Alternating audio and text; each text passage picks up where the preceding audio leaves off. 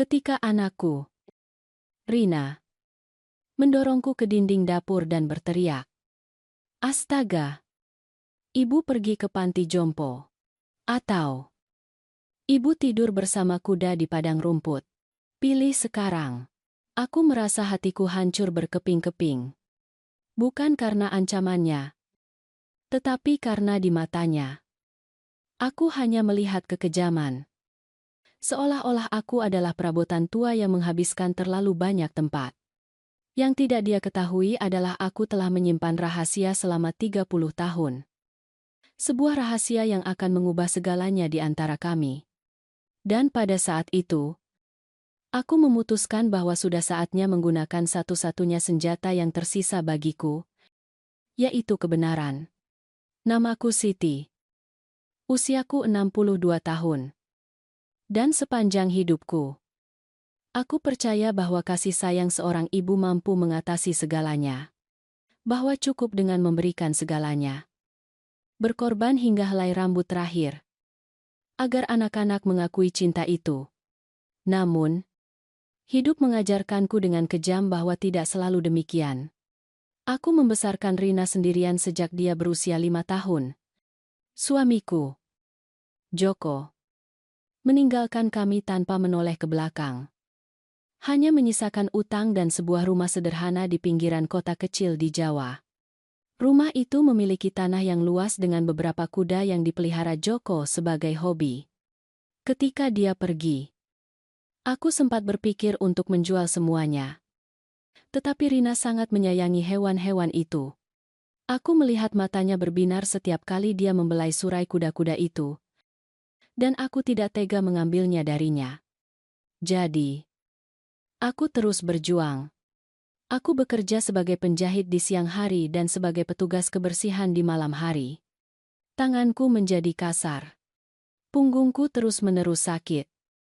Tetapi setiap kali aku melihat Rina tersenyum, aku berpikir bahwa semuanya sepadan.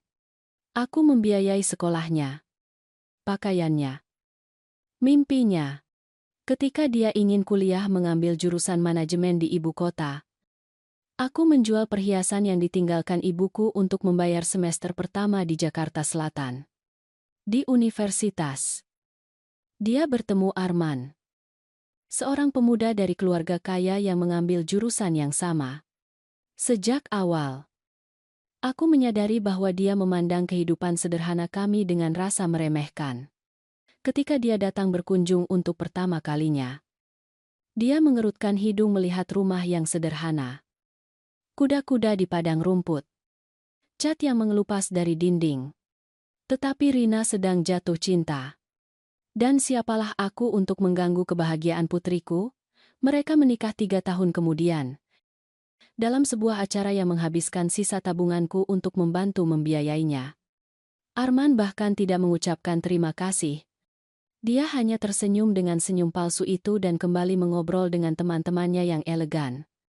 Hari itu, untuk pertama kalinya, aku merasa seperti kehilangan putriku. Bukan karena pernikahannya, tetapi karena dunia yang bukan tempatku. Tahun-tahun pertama berjalan tenang. Rina sesekali mengunjungiku. Selalu terburu-buru. Selalu melihat jam. Aku pura-pura tidak menyadari jarak yang semakin jauh di antara kami. Hingga 2 tahun lalu, semuanya berubah. Joko, mantan suamiku, meninggal dunia dalam kecelakaan mobil dan meninggalkan surat wasiat. Aku tidak pernah membayangkan bahwa pria yang meninggalkan kami itu memiliki sesuatu untuk ditinggalkan. Tetapi selama bertahun-tahun dia pergi. Joko membangun kekayaan kecil dari investasi. Dan, karena alasan yang tidak akan pernah ku mengerti, dia menyerahkan semuanya kepada Rina. 270 juta rupiah. Jumlah yang bagi kami sama seperti memenangkan lotre. Ketika pengacara memberi kami kabar, aku melihat kilauan di mata putriku. Itu bukan kegembiraan. Itu adalah sesuatu yang lebih dalam dan mengganggu. Itu adalah ambisi. Arman berada di sisinya dan senyumnya membuatku merinding. Saat itu aku punya firasat buruk, tetapi aku menepisnya. Rina adalah putriku. Gadis kecil yang kubesarkan dengan begitu banyak cinta.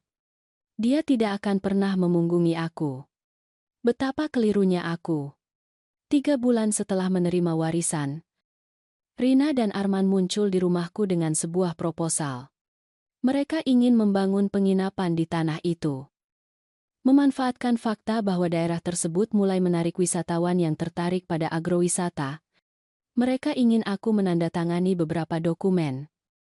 Mentransfer properti itu atas nama mereka. Untuk sementara. Untuk mendapatkan dana dari bank. Sesuatu di dalam diriku berteriak agar aku tidak menandatangani surat-surat itu.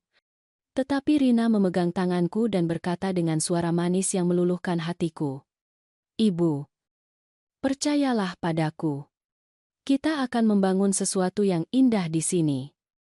Dan ibu bisa menjalani hari tua dengan nyaman. Tanpa perlu bekerja keras lagi. Arman menambahkan. Ibu Siti, Anda pantas untuk beristirahat. Kami akan mengurus semuanya. Aku menandatangani. Semoga Tuhan mengampuniku. Tetapi aku menandatangani. Pembangunan dimulai 2 bulan kemudian. Mereka merobohkan pagar tua. Merenovasi rumah. Membangun vila-vila di tempat kuda-kuda biasa merumput dengan bebas. Transformasi itu cepat dan kejam. Dan seiring dengan renovasi properti, datanglah perubahan dalam perlakuan yang kuterima dari Rina. Pertama, itu adalah hal-hal kecil. Dia mulai mengoreksiku di depan orang lain. Mengatakan bahwa aku berbicara dengan cara yang salah. Bahwa pakaianku tidak pantas. Kemudian, dia mulai memperlakukanku seperti seorang pekerja di rumahku sendiri. Dia memintaku membersihkan, memasak, mencuci pakaian tamu penginapan. Aku menurut. Berpikir bahwa aku membantu. Bahwa itu adalah kontribusiku pada bisnis keluarga. Tetapi keadaan menjadi semakin buruk. Arman mulai mengabaikanku sepenuhnya. Seolah-olah aku tidak terlihat. Rina mulai mengeluh bahwa aku menempati kamar terbaik di rumah. Bahwa mereka membutuhkan ruang itu untuk tamu. Mereka memindahkanku ke kamar kecil mungil di bagian belakang. Tanpa jendela. Yang lebih mirip gudang. Dan kemudian, 3 bulan lalu, aku menemukan kebenarannya. Aku sedang mencari dokumen pribadiku di laci kantor ketika aku menemukan surat-surat properti. Aku membaca dengan tangan gemetar. Rumah, tanah. Semuanya terdaftar atas nama Rina dan Arman. Itu bukan sementara. Mereka telah menipuku. Aku menghadapi putriku malam itu juga. Dia bahkan tidak berkedip. Dia hanya berkata dengan kekejaman yang menusukku seperti pisau. Ibu sudah tua. Tidak mengerti hal-hal seperti ini. Kami melakukan yang terbaik untuk semua orang. Sekarang ibu punya tempat tinggal tanpa perlu khawatir. Aku mencoba berdebat. Mengatakan bahwa rumah itu milikku. Bahwa aku telah membangun semuanya dengan keringatku. Dia memutar matanya dan keluar dari kamar. Sejak hari itu, perlakuan semakin memburuk. Rina memanggilku beban. Menyusahkan. Orang tua keras kepala. Arman menertawakan lelucon kejam yang dibuatnya tentang usiaku. Tentang tubuhku yang lelah. Tentang tanganku yang gemetar. Dan aku, seperti orang bodoh, tetap di sana. Menanggung semuanya. Karena dia adalah putriku dan aku masih memiliki harapan bahwa dia akan kembali menjadi gadis manis yang kubesarkan. Hingga pagi hari Selasa itu, aku bangun pagi seperti biasa. Membuat kopi untuk para tamu. Membersihkan dapur. Punggungku sakit lebih dari biasanya. Tetapi aku terus bekerja. Sekitar pukul 10 pagi. Rina masuk ke dapur seperti badai. Wajahnya merah karena marah. Ibu, sudah kuberitahu jangan sentuh barang-barang tamu.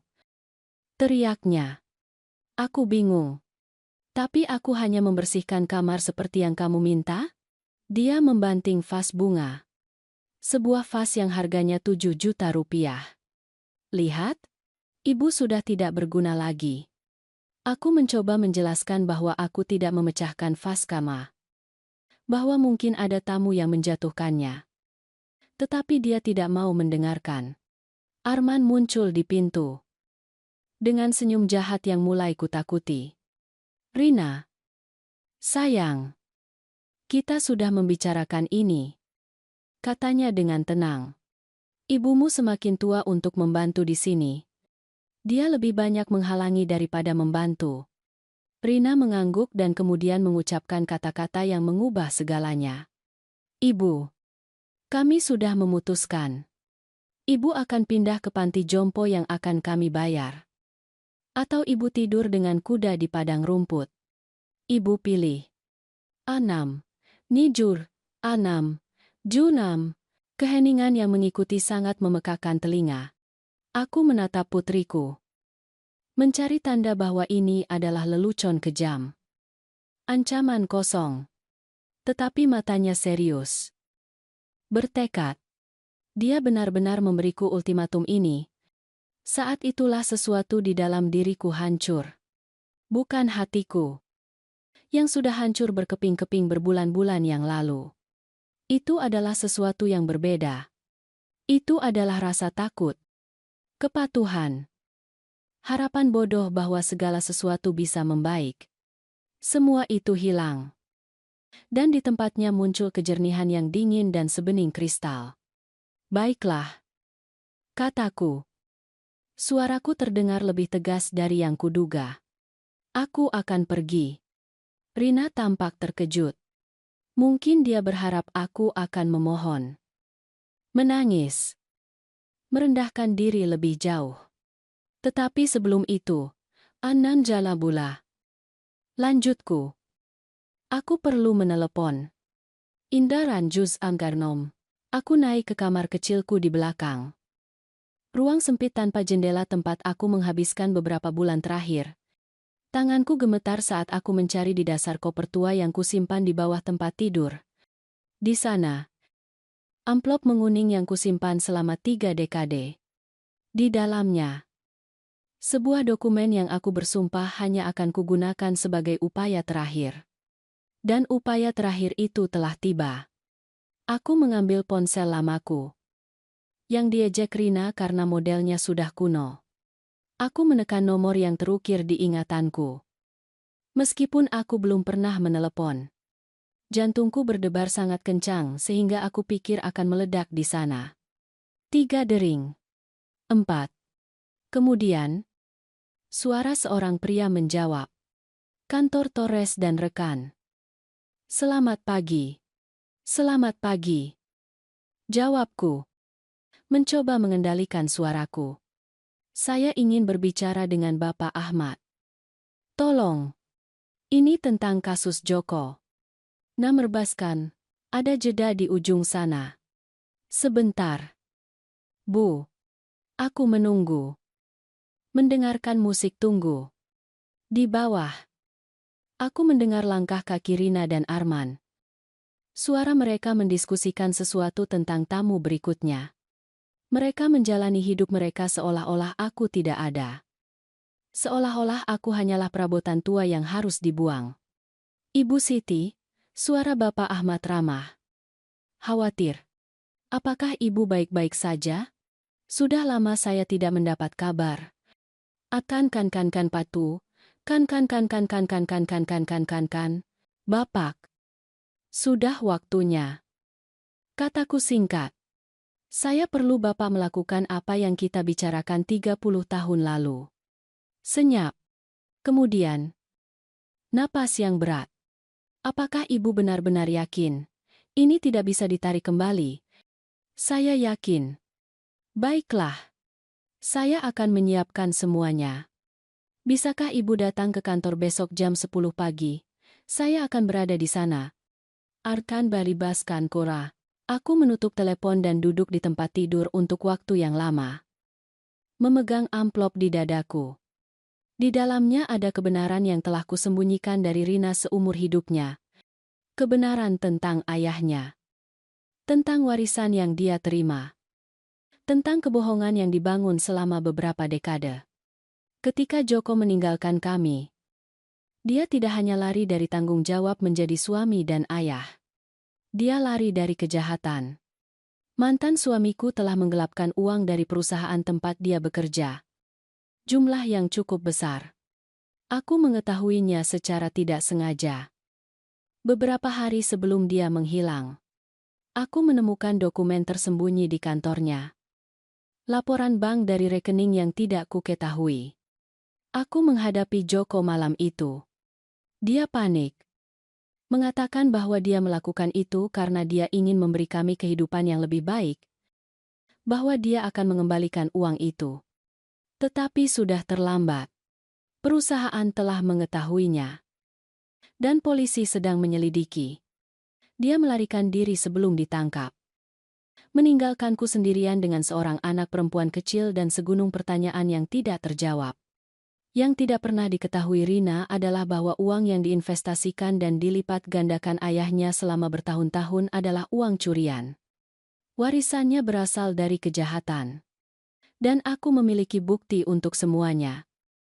Dokumen yang dikirim Joko kepadaku bertahun-tahun kemudian. Dalam surat yang meminta maaf. Menjelaskan semuanya. Memohon agar aku tidak memberitahu Rina. Aku menyimpan surat itu. Aku menyimpan dokumen-dokumen itu. Dan aku menyimpan rahasianya. Bukan untuk Joko. Tetapi untuk putriku. Aku tidak ingin dia tumbuh dengan mengetahui bahwa ayahnya adalah seorang kriminal. Bahwa uang yang dia impikan untuk suatu hari nanti berasal dari sumber yang kotor. Tetapi sekarang Rina telah menggunakan uang curian itu untuk mencuri dariku juga. Untuk mengambil rumahku. Harga diriku. Hidupku. Dan aku tidak akan melindunginya lagi. Aku menuruni tangga dengan koper di tangan. Itu adalah koper kecil. Hanya berisi beberapa pakaian dan barang-barang pribadi. Aku tidak butuh apa-apa lagi dari rumah itu. Semua yang benar-benar penting ada di dalam amplop yang kubawa di dalam tas. Rina berada di ruang tamu bersama Arman. Ketika mereka melihatku membawa koper, dia mengangkat alisnya. Sudah memutuskan. Ya? Panti jompo atau padang rumput? Tidak keduanya. Jawabku dengan tenang. Aku akan tinggal bersama seorang teman selama beberapa hari. Sampai aku menyelesaikan situasiku. Aku melihat kelegaan di wajahnya.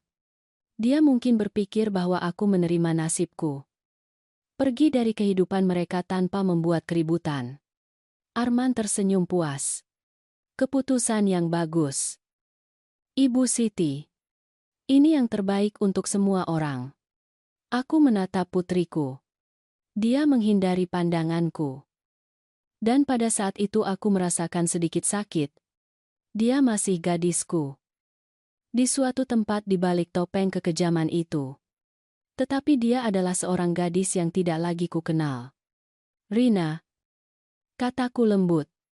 Apakah kamu yakin ini yang kamu inginkan? Mengusirku dengan cara ini?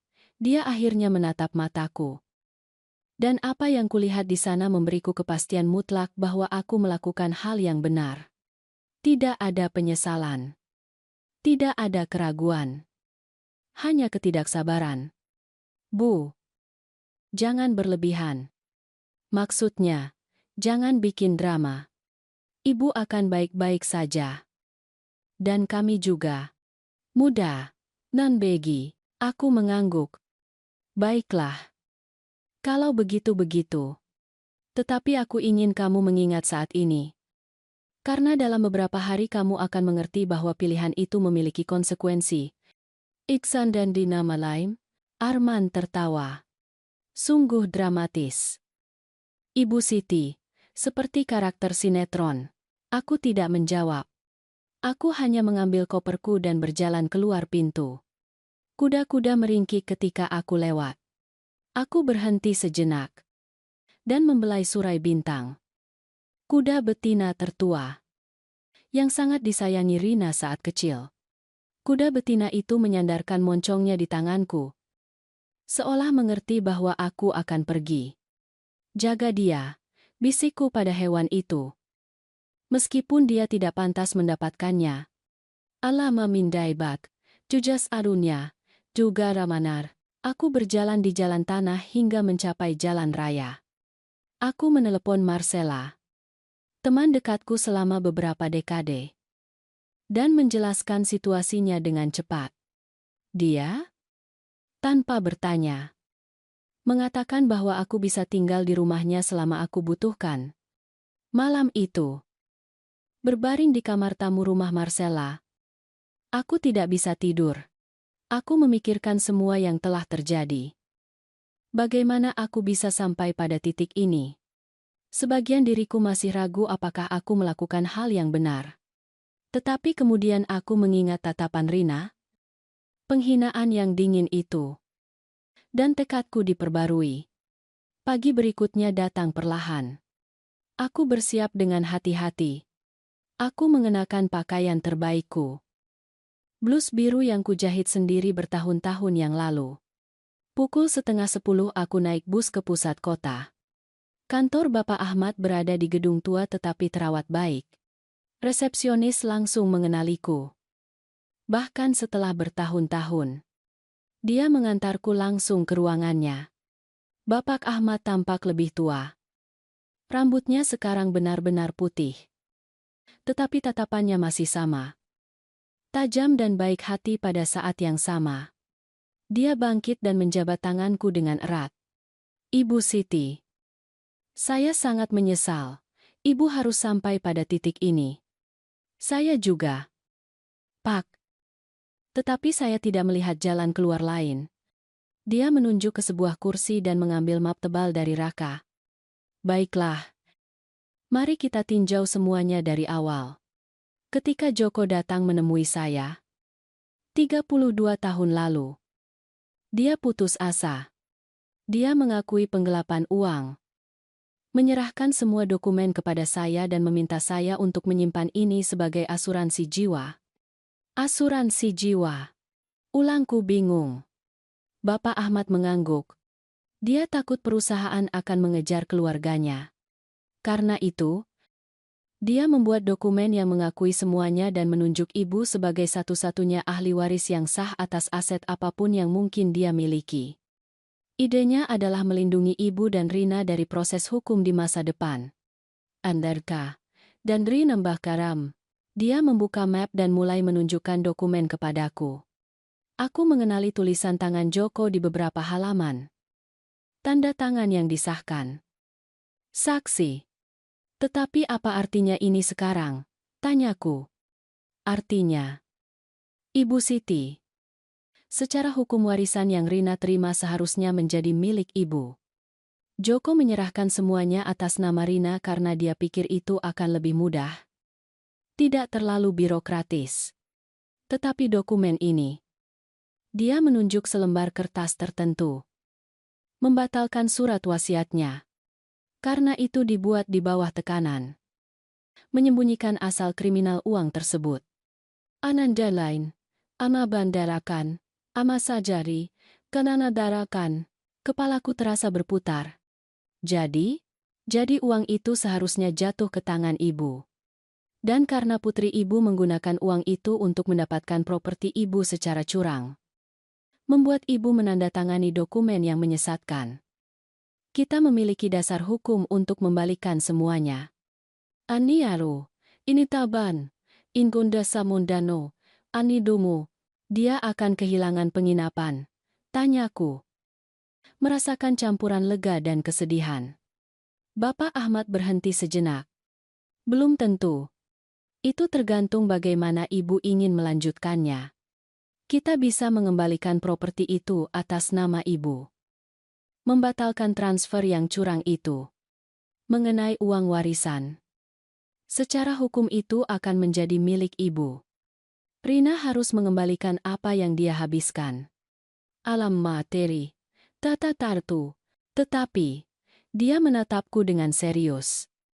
Ini akan benar-benar menghancurkan hubungan di antara kalian berdua. F.in dari Kemensi, dia sudah menghancurkannya. Jawabku dengan suara yang bukan suaraku sendiri. Ketika dia memberiku pilihan antara panti jompo dan padang rumput, dia menghancurkan semua yang masih tersisa di antara kami. Laikan Kaba, Atan Naramanya, Adan Dinanari. Bapak Ahmad menghabiskan 2 jam berikutnya menjelaskan setiap detail proses hukum. Kepalaku pusing dengan begitu banyak informasi. Sidang. Dokumen. Tenggat waktu. Tetapi satu hal menjadi semakin jelas. Aku memiliki hak hukum penuh untuk mendapatkan kembali apa yang menjadi milikku. Aku tidak meminta bantuan. Aku menuntut keadilan. Aku menandatangani surat-surat yang diperlukan untuk memulai proses. Pengacara menjamin bahwa semuanya akan dilakukan secara diam-diam pada awalnya. Pemberitahuan resmi akan dikirim. Rina akan memiliki kesempatan untuk membela diri. Tetapi dia juga memperingatkanku tentang sesuatu yang membuatku menelan ludah. Ibu Siti. Ketika putri ibu menerima panggilan pengadilan, dia akan sangat marah. Dan dia mungkin akan mencoba mencari ibu. Menekan ibu. Bahkan mungkin mengancam ibu. Penting bagi ibu untuk siap secara emosional untuk saat itu. Aratur aparinam belang sihala, aku mengangguk. Tetapi di dalam aku mati ketakutan. Aku kenal putriku. Aku tahu betapa marahnya dia ketika dia ditentang. Tetapi sesuatu telah berubah dalam diriku setelah ultimatum itu. Aku bukan lagi ibu yang patuh. Yang siap menerima remah-remah kasih sayang apapun. Aku adalah seorang wanita yang lelah diinjak-injak. Dan wanita itu memiliki taring. Aku meninggalkan kantor dengan perasaan aneh. Tubuhku berat karena ketegangan. Tetapi ada sesuatu yang lebih ringan di dadaku. Seolah-olah beban telah diangkat dariku. Untuk pertama kalinya dalam beberapa bulan, aku merasa memiliki kendali atas hidupku sendiri. Marcella menungguku di sudut gedung. Dia bersikeras menemaniku ke warung kopi untuk mengobrol.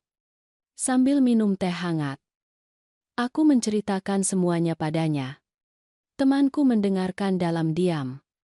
Matanya berkaca-kaca ketika aku berbicara tentang ultimatum Rina. Siti, kamu terlalu sabar. Terlalu sabar. Katanya. Memegang tanganku. Gadis itu perlu belajar bahwa seorang ibu bukanlah keset. Ilannya Hari Darlung. Kanturugar mulia. Kanturugar murigar mendas. Aku takut. Marcella. Takut aku melakukan hal yang salah. Dia putriku. Kondananam pribudepur. Dan kamu ibunya. Marcella menyela dengan tegas. Tetapi itu tidak berarti kamu harus menerima diperlakukan seperti sampah. Kamu memberikan segalanya untuknya. Kamu bekerja sampai tulangmu sakit. Dan dia membalasmu dengan penghinaan. Itu bukan cinta. Siti. Itu pelecehan. Laika nampara. Kata-katanya bergema di benakku sepanjang perjalanan pulang. Pelecehan. Itu adalah kata yang kuat. Tetapi mungkin itulah yang kualami. Pelecehan emosional. Psikologis. Finansial. Dan aku telah menerima semuanya dalam diam, karena aku tidak ingin mengakui bahwa putriku, yang kubesarkan dengan begitu banyak cinta, mampu memperlakukanku seperti itu. 4 hari berlalu. 4 hari kecemasan. Menunggu badai yang kutahu akan datang. Marcella mencoba mengalihkan perhatianku. Dia mengajakku jalan-jalan.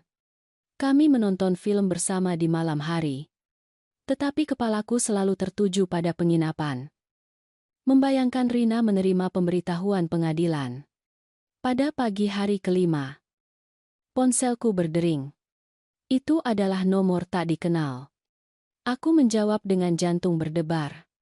Ibu. Suara Rina terdengar aneh. Terlalu terkontrol. Ibu harus datang ke rumah. Sekarang. Ananing. Ismilin Bengaman. Rina. Aku, sekarang, teriaknya. Dan kemudian panggilan terputus. Marcella, yang berada di dapur, menatapku khawatir. Apakah itu dia? Aku mengangguk. Dia menerima pemberitahuan itu. Apakah kamu ingin aku ikut? Aku berpikir sejenak. Sebagian diriku ingin menerima. Ingin memiliki seseorang di sisiku. Tetapi bagian lain tahu bahwa ini adalah urusan antara putriku dan aku. Sudah waktunya menghadapi apa yang telah kurencanakan sendiri. Tidak. Aku harus pergi sendiri. Tetapi terima kasih, sahabat, untuk segalanya. Abana, kata-kata Hutun Yerangmi. Perjalanan ke penginapan terasa seperti selamanya dan pada saat yang sama berlalu dalam sekejap mata. Seluruh tubuhku gemetar ketika aku turun dari bus dan mulai berjalan di jalan tanah. Kuda-kuda berada di padang rumput. Merumput dengan tenang. Tidak menyadari drama manusia yang akan terjadi. Rina berada di teras. Memegang beberapa lembar kertas di tangannya. Bahkan dari jauh. Aku bisa melihat dia sangat marah. Wajahnya merah. Tinjunya terkepal. Arman berada di sisinya. Tetapi untuk pertama kalinya dia tampak kurang percaya diri. Lebih khawatir. Beraninya ibu, teriak Rina bahkan sebelum aku mendekat. Beraninya ibu melakukan ini padaku? Aku berhenti beberapa meter jauhnya. Menjaga suaraku tetap tenang.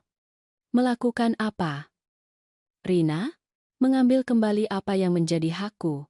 Dia menuruni tangga teras dengan langkah berat. Mengibaskan kertas di udara. Ini bohong. Ibu berbohong untuk mencoba mencuri apa yang ditinggalkan ayahku untukku. Ananyan Deliaran, aku tidak berbohong. Semua yang ada di dokumen-dokumen itu adalah kebenaran.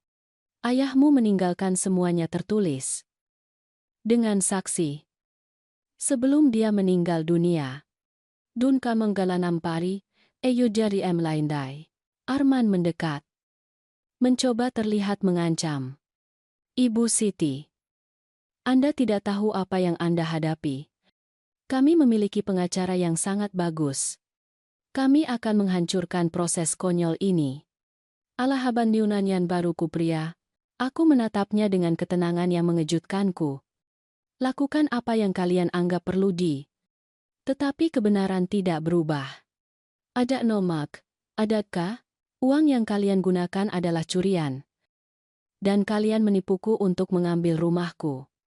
Semua itu didokumentasikan. Alanggantan kurut, Janggala, Anikan dan Jumaraku Mandaritu. Ibu tidak punya apa-apa, teriak Rina.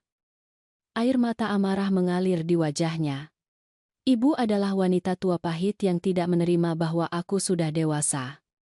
Bahwa aku punya hidupku sendiri. Ibu melakukan ini untuk balas dendam. Tras tablas kumandari, Janagala malam, Emaru. Balas dendam, ulangku. Merasakan amarahku sendiri mulai naik. Balas dendam karena kamu memberiku pilihan antara panti jompo dan padang rumput, karena kamu memperlakukanku seperti sampah selama berbulan-bulan, karena kamu mencuri rumahku dengan menggunakan cintaku padamu untuk melawanku. Aku tidak mencuri apa-apa. Ibu menyumbangkannya. Ibu menandatangani surat-surat itu atas kemauan ibu sendiri. Duja, duja, duja. Ine katalian dusara. Setelah kalian menipuku membuatku percaya itu hanya sementara. Itu disebut penipuan. Rina. Dan kamu tahu itu. Krina nanya. Krina melihau Kaido. Derina melihau Sanbai. Dia mendatangiku dengan kekuatan sedemikian rupa sehingga aku pikir dia akan memukulku. Arman memegang lengannya. Tenang. Sayang. Itu tidak akan membantu. Dua raga pulirannya. Kama gaga kalitarno bigarannya. Rina melepaskan diri darinya dengan kasar. Ibu mau rumahnya. Ibu mau uangnya. Ambil saja. Tapi jangan pernah tunjukkan wajah ibu lagi. Jangan pernah cari aku lagi. Bagiku. Ibu mati hari ini. Anan bahkan, Konang gomas. Kata-kata itu seperti pisau. Masing-masing menusuk hatiku. Tetapi aku tidak membiarkannya melihat rasa sakitku. Aku hanya menjawab dengan suara tegas. Jika itu yang kamu mau, aku terima. Tetapi suatu hari, Rina, kamu akan mengerti apa yang kamu hilangkan. Dan itu bukan rumah atau uangnya. Tanya, Duke, Aruzramon. Apa? Cinta kasih ibu yang berkorban? Aku muak dengan cerita itu. Dia meludahkan kata-kata itu dengan begitu banyak kebencian sehingga dia hampir tidak terlihat seperti putriku. Bukan. Jawabku lembut. Kesempatan untuk memiliki seseorang yang mencintaimu tanpa syarat. Seseorang yang akan memberikan nyawanya untukmu. Itu yang kamu hilangkan hari ini. Dan tidak seperti rumah dan uang. Itu tidak bisa kamu dapatkan kembali. Jaksanda, Ketan Penggelunar Goma, Anargansar, aku berbalik dan mulai berjalan kembali. Aku mendengar Rina berteriak sesuatu di belakangku. Tetapi aku tidak mengerti kata-katanya. Itu tidak penting lagi. Setiap langkah yang kuambil menjauhkanku dari kehidupan itu. Dari rasa sakit itu. Dari versi diriku yang menerima diperlakukan seperti bukan apa-apa. Marcella menemuiku di gerbang. Dia telah menunggu. Bersembunyi di balik pohon. Khawatir aku membutuhkan bantuan. Ketika dia melihatku, dia berlari dan memelukku erat-erat. Hanya dalam pelukannya aku membiarkan air mata jatuh.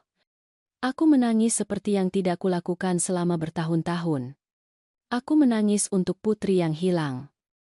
Untuk ilusi yang hancur. Untuk semua tahun pengorbanan yang tampaknya sia-sia. Tetapi aku juga menangis lega. Karena akhirnya aku telah memilih jalanku sendiri. Akhirnya aku berkata, cukup. Minggu-minggu berikutnya adalah kebingungan surat menyurat. Sidang. Pernyataan. Bapak Ahmad bekerja tanpa lelah. Menghadirkan setiap dokumen. Setiap bukti. Rina dan Arman menyewa pengacara yang sangat bagus. Tetapi kebenaran lebih kuat daripada argumen yang bagus. Penipuan dalam transfer properti terbukti. Aku telah menandatangani dengan keyakinan bahwa itu sementara. Dan ada saksi yang memastikannya. Asal-usul uang warisan dipertanyakan. Dan dokumen-dokumen Joko berbicara sendiri. Selama periode itu, aku tidak memiliki kontak dengan Rina. Sebagian diriku berharap dia akan muncul. Menyadari kesalahan yang telah dia lakukan. Meminta maaf. Tetapi tidak ada yang terjadi. Keheningan di antara kami benar-benar mutlak. 3 bulan setelah proses dimulai, hakim menjatuhkan putusan. Properti akan kembali atas namaku. Transfer telah dilakukan secara curang. Itu jelas. Mengenai uang warisan, masalahnya lebih rumit. Hakim mengakui bahwa surat wasiat Joko memiliki cacat. Tetapi karena Rina telah menggunakan uang itu dengan itikat baik, tanpa mengetahui asal kriminalnya, dia tidak akan dipaksa untuk mengembalikan semuanya. Solusinya adalah kesepakatan. Rina akan mempertahankan setengah dari nilai warisan asli. Dan setengah lainnya akan ditransfer kepadaku. Selain itu, dia harus membayar ganti rugi kepadaku atas penggunaan properti yang tidak semestinya selama bulan-bulan itu. Secara keseluruhan, aku akan menerima sekitar 1.800.000.000 rupiah. Bapak Ahmad memanggilku ke kantornya untuk menjelaskan semuanya. Ibu Siti, saya tahu ini tidak semua yang ibu pantas dapatkan. Tetapi ini adalah kemenangan yang signifikan. Ibu mendapatkan kembali rumah ibu dan menerima kompensasi finansial yang akan menjamin kenyamanan ibu untuk tahun-tahun mendatang. Ankun, Carugadang, aku mengangguk. Masih memproses semuanya. Dan penginapan? Vila-vila yang mereka bangun, itu adalah bagian dari properti. Jadi itu kembali atas nama ibu juga. Rina dan Arman akan memiliki 30 hari untuk mengosongkan tempat itu dan hanya memindahkan barang-barang pribadi mereka. Semua yang dibangun atau ditambahkan ke properti tetap di sini. Laigutana Paranira, ironi itu tidak luput dari perhatianku. Mereka telah menggunakan cintaku pada Rina untuk mencuri dariku. Dan sekarang semua pekerjaan mereka, semua investasi yang mereka lakukan akan kembali ke tanganku. Itu adalah keadilan puitis. Tetapi itu tidak memberiku kegembiraan sedikit pun. Bapak Loji Ternalu, tanyaku ragu-ragu. Bagaimana jika saya ingin mengajukan proposal yang berbeda, kesepakatan di luar putusan pengadilan? Dia menatapku dengan rasa ingin tahu. Kesepakatan seperti apa? Aku menghabiskan hari-hari berikutnya untuk berpikir. Kemenangan hukum terasa pahit. Ya. Aku telah mendapatkan kembali apa yang menjadi milikku. Tetapi aku telah kehilangan putriku dalam prosesnya.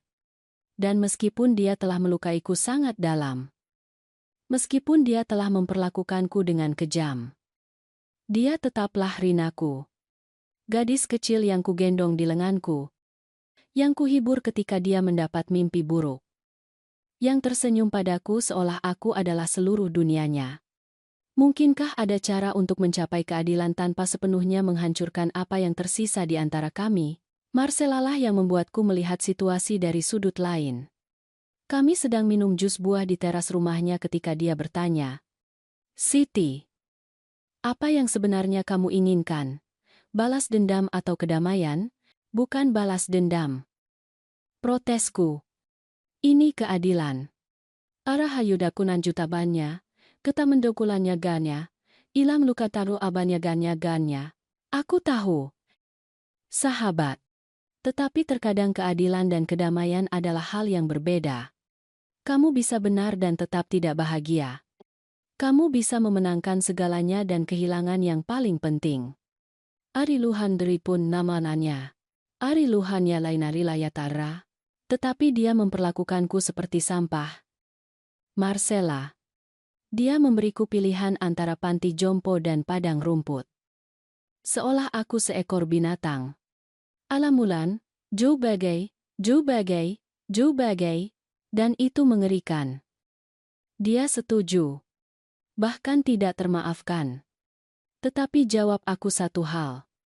Apakah kamu ingin putri kamu belajar pelajaran atau kamu ingin dia menghilang dari hidupmu selamanya? Pertanyaan itu membuatku terkejut. Aku terdiam lama. Menatap cangkir teh di tanganku. Apa yang sebenarnya kuinginkan? Aku ingin dia mengerti. Kuku katumunnya belakananda lainasan. Jawabku akhirnya. Aku ingin dia melihat betapa dia melukaiku. Aku ingin dia merasakan. Meskipun hanya sedikit. Apa yang kurasakan ketika dia mengusirku dari rumahku sendiri. Atau Nambari dan Gansa. Kalau begitu mungkin ada cara untuk melakukannya tanpa memutuskan semua ikatan. Saran Marcella dengan lembut. Malam itu, aku menyusun rencana.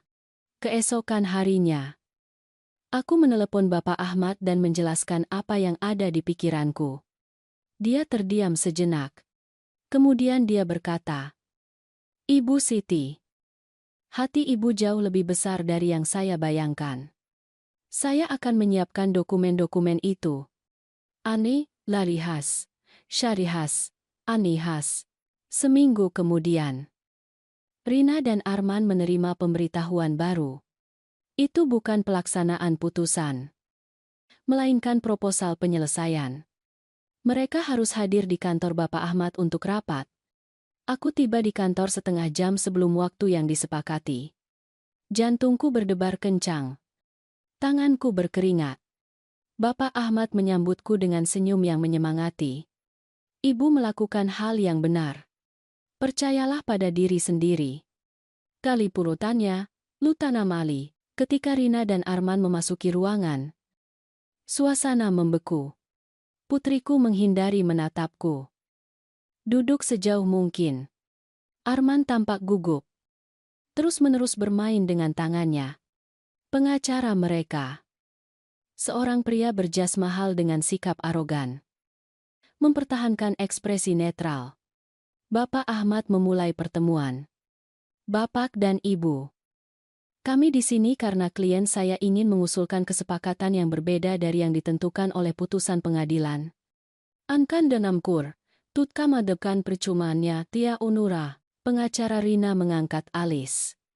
Kesepakatan macam apa? Ibu Siti bersedia untuk tidak sepenuhnya melaksanakan putusan konsiara.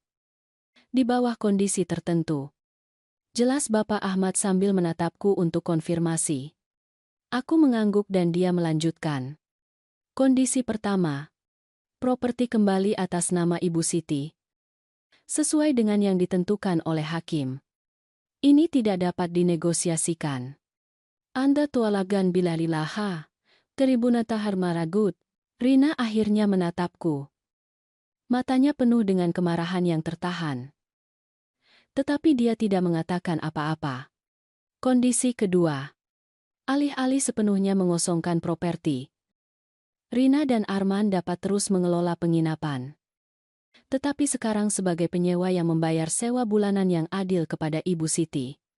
Menta geta, gen dagen, enam agen, ora binin dia gen. Ada saat hening yang terkejut. Pengacara mereka membungkuk ke depan. Berapa jumlah sewa itu? Bapak Ahmad menyelipkan selembar kertas di atas meja. 5 juta rupiah per bulan. Dengan penyesuaian tahunan. Itu adalah nilai di bawah pasar. Mengingat ukuran properti dan potensi komersialnya. Abali habari, jumarugai, apamangai nadali, jata karyana normane. Arman mengambil kertas itu. Menganalisis angka-angka. Untuk pertama kalinya, aku melihat sesuatu yang menyerupai harapan di wajahnya. Tetapi Rina tetap kaku. Dengan tangan bersilang. Kondisi ketiga. Lanjut Bapak Ahmad. Ibu Siti melepaskan ganti rugi yang menjadi haknya. Tetapi sebagai gantinya dia akan memiliki hak untuk tinggal di properti kapanpun dia mau. Di kamar yang akan ditunjuk secara eksklusif untuknya. Rina dan Arman tidak dapat mencegahnya atau mempertanyakan kehadirannya. Ajas kalau, ajar-ajar mentampul, itu konyol. Rina akhirnya berbicara. Suaranya keras. Dia ingin mempermalukan kami. Memaksa kami untuk melihatnya setiap hari. Aku merasakan sedikit rasa sakit dari kata-katanya. Tetapi aku tetap tenang. Bapak Ahmad menatapku. Meminta izin diam-diam untuk melanjutkan. Aku mengangguk. Kondisi keempat dan terakhir. Katanya. Suaranya menjadi lebih serius. Rina dan Arman akan berpartisipasi dalam sesi terapi keluarga dengan Ibu Siti. Seminggu sekali. Selama 6 bulan. Itu tidak dapat dinegosiasikan. Ari bulan tarajari, karena jari bulan tarajari, terapi, Arman hampir meludahkan kata itu. Ini tidak masuk akal. Apuludalai, kerudan kepurudalai skam, dan kerudalai skam, untuk pertama kalinya sejak mereka masuk. Aku berbicara. Ini atau pelaksanaan putusan secara penuh, kalian kehilangan segalanya. Penginapan. Bisnis yang kalian bangun. Kesempatan untuk mendapatkan kembali sesuatu dari situasi ini. Lajari makumarikan, Rina menghadapiku. Dan untuk pertama kalinya aku melihat sesuatu selain kemarahan di matanya. Ada ketakutan di sana. Dan mungkin, hanya mungkin, sedikit penyesalan. Mengapa ibu melakukan ini? Tanyanya. Suaranya sedikit pecah. Jika itu untuk menyiksaku. Untuk menggosokkan di wajahku bahwa ibu menang. Ini bukan tentang menang atau kalah. Aku memotongnya. Suaraku tercekat. Ini tentang mencoba menyelamatkan apa yang masih bisa diselamatkan. Ini tentang memberimu kesempatan untuk mengerti apa yang kamu lakukan. Dan ini tentang aku memiliki keberanian untuk melihat diriku di cermin dan tahu bahwa aku melakukan semua yang ku bisa. Aktuariana anambahu. Tekan gansa juragan Tanyela, pengacara mereka meminta waktu untuk berbicara secara pribadi dengan kliennya. Ketiganya meninggalkan ruangan. Bapak Ahmad memegang tanganku. Terlepas dari apa yang mereka putuskan. Ibu sangat berani. Ajan, Challenge Gramlay, Jana Gramai, 15 menit kemudian. Mereka kembali. Mata Rina merah. Seolah dia menangis. Arman tampak kalah. Pengacara langsung ke intinya. Klien saya menerima persyaratan kesepakatan. Dari kapulunasia kalustankan puludamudam, itu taniarika lukaras. Kami menandatangani surat-surat itu sore itu juga. Setiap tanda tangan terasa seberat 1 ton. Setelah kami selesai, Rina dengan cepat keluar dari ruangan tanpa melihat ke belakang. Arman mengikutinya, tetapi berhenti di pintu dan berbalik ke arahku. Ibu Siti, katanya pelan. Saya minta maaf atas hal-hal yang saya katakan. Atas cara saya memperlakukan ibu. Itu bukan permintaan maaf yang lengkap. Tetapi itu adalah sesuatu. Arman. Jawabku. Aku harap kalian menggunakan kesempatan ini dengan baik.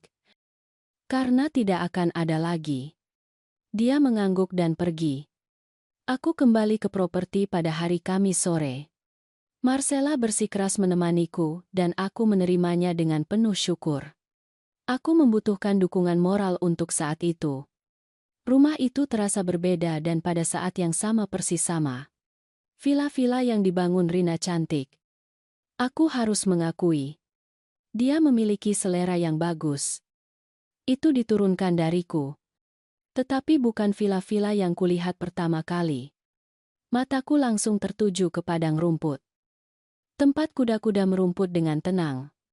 Bintang. Kuda betina tua. Mengangkat kepalanya ketika melihatku dan berlari ke pagar. Aku membelai moncongnya. Merasakan air mata membakar mataku. Aku kembali, Cak. Bisikku padanya. Aku kembali. Daskan Juna. Marcella menepuk bahuku dengan lembut. Apakah kamu ingin aku menginap hari ini? Tidak. Sahabat. Aku harus melakukan ini sendiri. Aku harus merebut kembali ruang ini. Kamu tahu. Dia mengerti. Dia memelukku erat-erat dan pergi. Tidak lupa membuatku berjanji akan menelepon jika aku butuh sesuatu. Aku masuk ke rumah perlahan. Seolah-olah aku menginjak wilayah asing. Semuanya bersih. Teratur. Rina dan Arman telah meninggalkan kamarku. Yang sebenarnya. Bukan kamar gudang itu. Dalam keadaan utuh. Barang-barangku masih di sana. Persis seperti yang kutinggalkan beberapa bulan lalu. Aku duduk di tempat tidur dan melihat sekeliling. Kamar itu menyimpan begitu banyak kenangan. Di sanalah aku menghabiskan malam tanpa tidur ketika Rina masih bayi. Menimangnya hingga tertidur. Di sanalah aku menangis ketika Joko meninggalkan kami. Di sanalah aku memimpikan masa depan yang lebih baik untuk putriku. Dan dari sanalah aku diusir. Diperlakukan seperti pengganggu. Tetapi sekarang aku kembali. Rumah itu adalah milikku lagi. Secara hukum. Secara yudisial. Milikku. Tetapi secara emosional.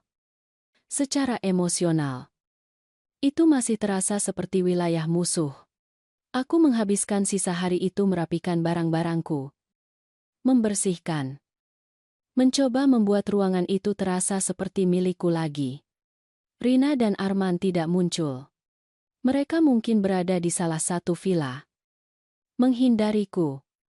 Lebih baik begitu. Untuk saat ini. Kami butuh waktu untuk memproses semuanya. Sesi terapi pertama dijadwalkan untuk hari Senin berikutnya. Terapis yang dipilih, Ibu Wulan, adalah spesialis dalam konflik keluarga. Bapak Ahmad merekomendasikannya secara pribadi. Mengatakan bahwa dia tegas tetapi penuh kasih. Persis seperti yang kami butuhkan. Minggu malam aku hampir tidak bisa tidur. Aku membayangkan seperti apa sesi pertama itu. Apa yang akan kukatakan? Apa yang akan dikatakan Rina? Apakah dia benar-benar akan datang atau mencoba mencari alasan? Senin pagi aku bersiap dengan hati-hati. Aku memilih blus hijau muda yang selalu dikatakan Rina cocok untukku. Itu adalah cara yang menyedihkan untuk mencoba terhubung dengannya. Aku tahu. Tetapi aku tidak bisa menahannya. Kantor Ibu Wulan berada di sebuah rumah tua yang diubah menjadi klinik. Di pusat kota. Aku tiba 15 menit lebih awal. Rina dan Arman datang tepat waktu. Tidak lebih dan tidak kurang. Kami saling menyapa dengan anggukan. Tanpa kata-kata. Ketegangan terasa. Resepsionis mengantar kami ke ruang yang luas dan nyaman. Dengan sofa yang empuk dan dekorasi yang berusaha menenangkan. Ibu Wulan adalah seorang wanita berusia sekitar 50 tahun. Rambut abu-abu diikat. Mata penuh perhatian di balik kacamata berbingkai merah. Dia menyambut kami dengan hangat dan meminta kami duduk. Aku memilih kursi berlengan. Rina dan Arman duduk bersama di sofa terjauh. Geografi ruangan itu sudah mengatakan segalanya tentang keadaan hubungan kami. Baik.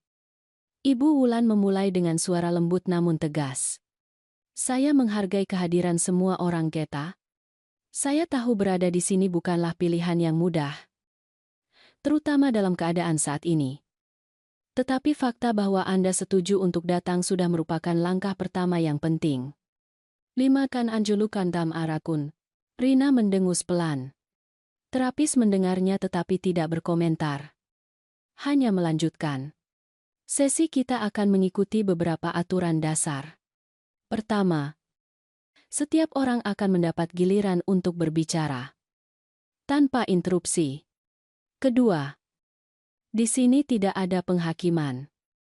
Hanya mendengarkan dan mencoba memahami. Ketiga, semua yang dikatakan di ruangan ini tetap di ruangan ini. Kecuali jika itu adalah sesuatu yang menimbulkan risiko langsung bagi seseorang. Krima Narialai, Arkitunam Brajalatan, dia berhenti sejenak. Mengamati kami. Untuk memulai. Saya ingin masing-masing dari Anda memberitahu saya. Dalam beberapa kata. Apa yang Anda harapkan dari sesi ini? Dan Kam, Inegan dan Baigad A, Ibu Siti. Mau mulai? Aku menarik napas dalam-dalam. Aku berharap kita bisa menemukan semacam cara untuk hidup berdampingan. Aku tidak berharap semuanya kembali seperti dulu. Itu tidak mungkin. Tetapi aku berharap kita setidaknya bisa saling menghormati. Dan mungkin. Siapa tahu. Rina bisa mengerti betapa dia melukaiku. Krimarimarita. Alani bangan dahar Tuhan yata pegara harta. Terapis mengangguk dan berbalik ke putriku. Rina, dia terdiam lama. Kemudian, dengan suara keras. Aku di sini karena dipaksa. Aku tidak berharap apa-apa karena aku tidak percaya sesi ini akan mengubah apapun. Ibuku selalu berlebihan. Selalu memainkan peran sebagai korban. Ini hanya satu bab lagi dari cerita itu. Dan, Abawa. Kenukunakan doki nelaikan dalai, kata-katanya seperti tamparan. Ibu Wulan mencatat sesuatu di buku catatannya. Tetapi mempertahankan ekspresi netral. Arman? Tanyanya. Dia tampak tidak nyaman. Dengar. Saya hanya ingin menyelesaikan ini agar kami bisa melanjutkan hidup kami. Penginapan mulai berjalan. Kami punya tamu yang memesan. Tetapi semua ketegangan ini merusak segalanya. Dat ilai dua raja syarat, apa tunikan kuruna? Saya mengerti. Kata Ibu Wulan. Jadi, di sini kita memiliki tiga perspektif yang berbeda. Siti mencari pemahaman dan rasa hormat. Rina skeptis dan merasa dipaksa. Arman ingin menyelesaikan situasi praktis. Semuanya adalah perspektif yang valid. Dia membungkuk ke depan. Tetapi sebelum kita berbicara tentang masa depan, kita perlu memahami masa lalu. Siti, bisakah Anda ceritakan? Secara singkat. Bagaimana kita sampai di sini? Dan kemudian aku mulai berbicara. Aku bercerita tentang kepergian Joko. Tentang tahun-tahun membesarkan Rina sendirian. Tentang pengorbanan. Aku berbicara tentang pernikahannya dengan Arman. Tentang bagaimana sedikit demi sedikit aku didorong ke sudut. Aku berbicara tentang transfer properti yang curang. Tentang bagaimana aku ditipu. Dan aku berbicara tentang hari itu. Hari ultimatum.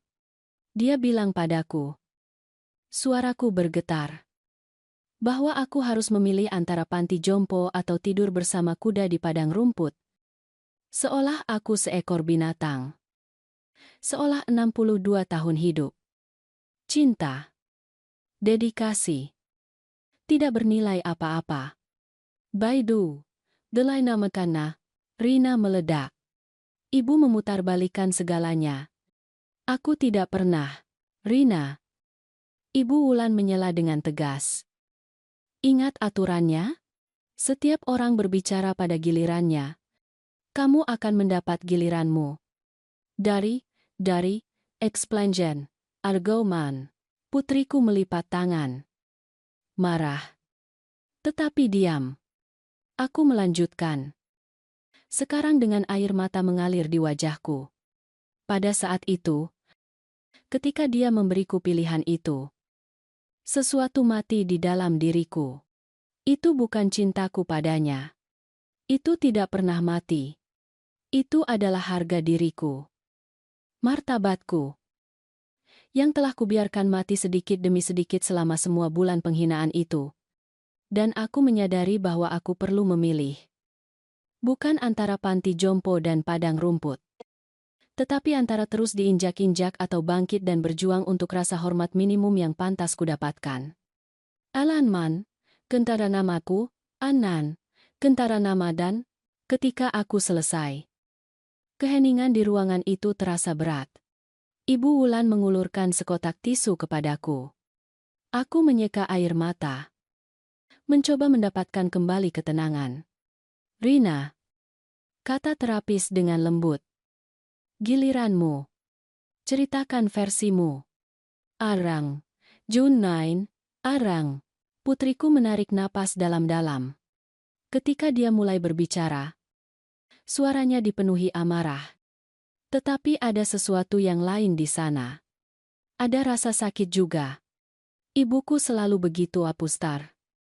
Selalu menjadi martir. Oh. Aku bekerja keras untukmu. Oh. Aku berkorban begitu banyak. Seolah aku memintanya. Seolah itu salahku dia berakhir dengan pria yang melarikan diri. Dakan nama balannya, indutablimu lain. Setiap kata adalah tusukan. Tetapi aku memaksa diriku untuk mendengarkan tanpa menyela. Dia tidak pernah membiarkanku tumbuh. Lanjut Rina. Selalu mencekikku dengan cinta yang posesif itu. Ketika aku bertemu Arman, dia tidak menyukainya sejak awal. Aku melihatnya di matanya. Penghakiman diam-diam itu. Dan ketika kami memutuskan untuk hidup bersama, dia membuat semua drama itu. Etsarna, jitayar madu 12,2 salah rasa. Aku tidak pernah membuat drama. Aku tidak bisa menahan diri. Ya. Ibu melakukannya, teriak Rina. Bukan dengan kata-kata. Tetapi dengan tatapan itu. Desahan itu. Selalu membuatku merasa bersalah karena ingin memiliki hidupku sendiri. Annum membulurannya. Ibu Wulan mengangkat tangannya. Siti. Anda akan mendapat kesempatan untuk menjawab. Rina. Lanjutkan. 5 itu. Underline. Putriku menyeka air mata yang bersikeras jatuh. Ketika kami menerima warisan dari ayahku. Itu adalah pertama kalinya dalam hidupku aku memiliki uang. Kemungkinan untuk melakukan sesuatu sendiri. Untuk membangun sesuatu. Dan tentu saja. Ibuku ada di sana. Dengan wajah tidak setuju itu. Berpikir aku akan menghabiskan semuanya dengan buruk. Alai Tumur, aku tidak pernah mengatakan itu. Aku memulai. Ibu tidak perlu mengatakannya. Rina meledak. Itu terpampang di wajah ibu. Dan ketika kami mendapat ide penginapan, ibu bahkan tidak menyukainya. Ibu mempertahankan sikap. Aku mendukung. Tetapi sebenarnya ini ide yang buruk. Lina Tarakun bela. Arman meletakkan tangan di bahunya. Mencoba menenangkannya. Dia menarik napas dalam-dalam sebelum melanjutkan. Kami tidak menipu ibu dengan surat-surat rumah itu. Kami menjelaskan semuanya. Ibu yang tidak mengerti karena ibu tidak pernah tertarik pada hal-hal praktis ini. Ini mundrakan. Inenggagor akitara hartaswa. Itu tidak benar, protesku. Tetapi Ibu Wulan menatapku dengan tatapan peringatan. Dan ya, lanjut Rina. Suaranya menjadi lebih rendah. Aku mengatakan tentang panti jompo dan padang rumput itu. Tetapi itu hanya sesaat. Aku stres. Ibu selalu mengeluh tentang segalanya. Mengganggu para tamu. Aku ranggeraskan, tatanan kundung mendodoar aku ranggeraskan, mengganggu. Aku tidak bisa menahan diri. Aku bekerja seperti budak di rumahku sendiri. Eta meketampai dunapur, arukanan yujuna donanku nama, rumah ibu? Rina bangkit dari sofa. Itulah intinya. Ibu tidak pernah menerima bahwa rumah itu milik kami juga. Bahwa kami berhak melakukan perubahan. Menjalankan bisnis kami tanpa ibu mengendalikan segalanya. Answer video. Tutu lainan deken SIB. Cukup. Suara Ibu Wulan bergema di ruangan itu. Kami berdua langsung diam. Terapis menatap kami dengan tegas. Saya tahu ada banyak perasaan yang terpendam di sini. Tetapi kita akan melakukan ini. Masing-masing dari Anda akan menarik napas dalam-dalam 5 kali. Sekarang. Andari ajara, arajara ajar, arajara ajara, kami mematuhi. Meskipun dengan enggan. Udara masuk dan keluar dari paru-paruku. Tetapi jantungku masih berdebar kencang. Lebih baik, kata Ibu Wulan. Sekarang kita akan mencoba sesuatu yang berbeda. Siti, saya ingin Anda mengulangi kepada Rina, apa yang baru saja Anda dengar. Bukan apa yang Anda yakini. Bukan interpretasi Anda. Hanya apa yang dia katakan. Aru. Takin tukan zangan, aru gan kandekan zangan gandanga. Aku menatap putriku. Lalu ke terapis. Dia bilang dia selalu merasa tercekik olehku. Bahwa aku membuatnya merasa bersalah karena ingin memiliki hidupnya sendiri. Dukuli masidu, Anar Milia, lanjutkan. Dorong Ibu Wulan. Dia bilang aku tidak menyetujui Arman sejak awal. Dan ketika mereka ingin membuat penginapan aku tidak benar-benar mendukungnya. Aku berhenti sejenak. Menelan ludah. Dan dia tidak percaya dia menipuku dengan surat-surat rumah itu. Asikatu nimuga, isdoara gandua bangya. Rina menatapku. Terkejut. Mungkin dia berharap aku akan memutarbalikkan kata-katanya. Tetapi aku benar-benar mendengarkannya. Rina. Terapis berbalik ke arahnya. Sekarang Anda. Ulangi apa yang dikatakan ibumu. Nampatu. Kenan gesujada. Putriku ragu-ragu. Lalu bergumam. Dia bilang dia membesarkanku sendirian. Bahwa dia melakukan pengorbanan. Dan bahwa hari ultimatum itu. Dia sangat sakit. Duaran janesayas anilaturu puntakani. Lanjutkan. Desak Ibu Wulan. Dia bilang sesuatu mati di dalam dirinya ketika aku mengatakan itu. Suara Rina lebih rendah sekarang. Dan bahwa dia harus memilih antara terus diinjak-injak atau berjuang untuk rasa hormat. Antangkan digara. Ada saat hening. Kemudian terapis mengatakan sesuatu yang akan mengubah arah segalanya. Anda berdua benar. Dan Anda berdua salah. Pututakan kungkai. Amakutan kalinannya. Arman kai. Kata-kata Ibu Wulan menggantung di udara seperti wahyu yang tidak kami duga. Aku menatapnya bingung. Dan dari pantulan yang kulihat, Rina memiliki ekspresi yang sama. Bagaimana kami benar dan salah? Tanyaku. Terapis bersandar di kursinya. Menyatukan tangannya. Karena kebenaran jarang sekali mutlak dalam konflik keluarga.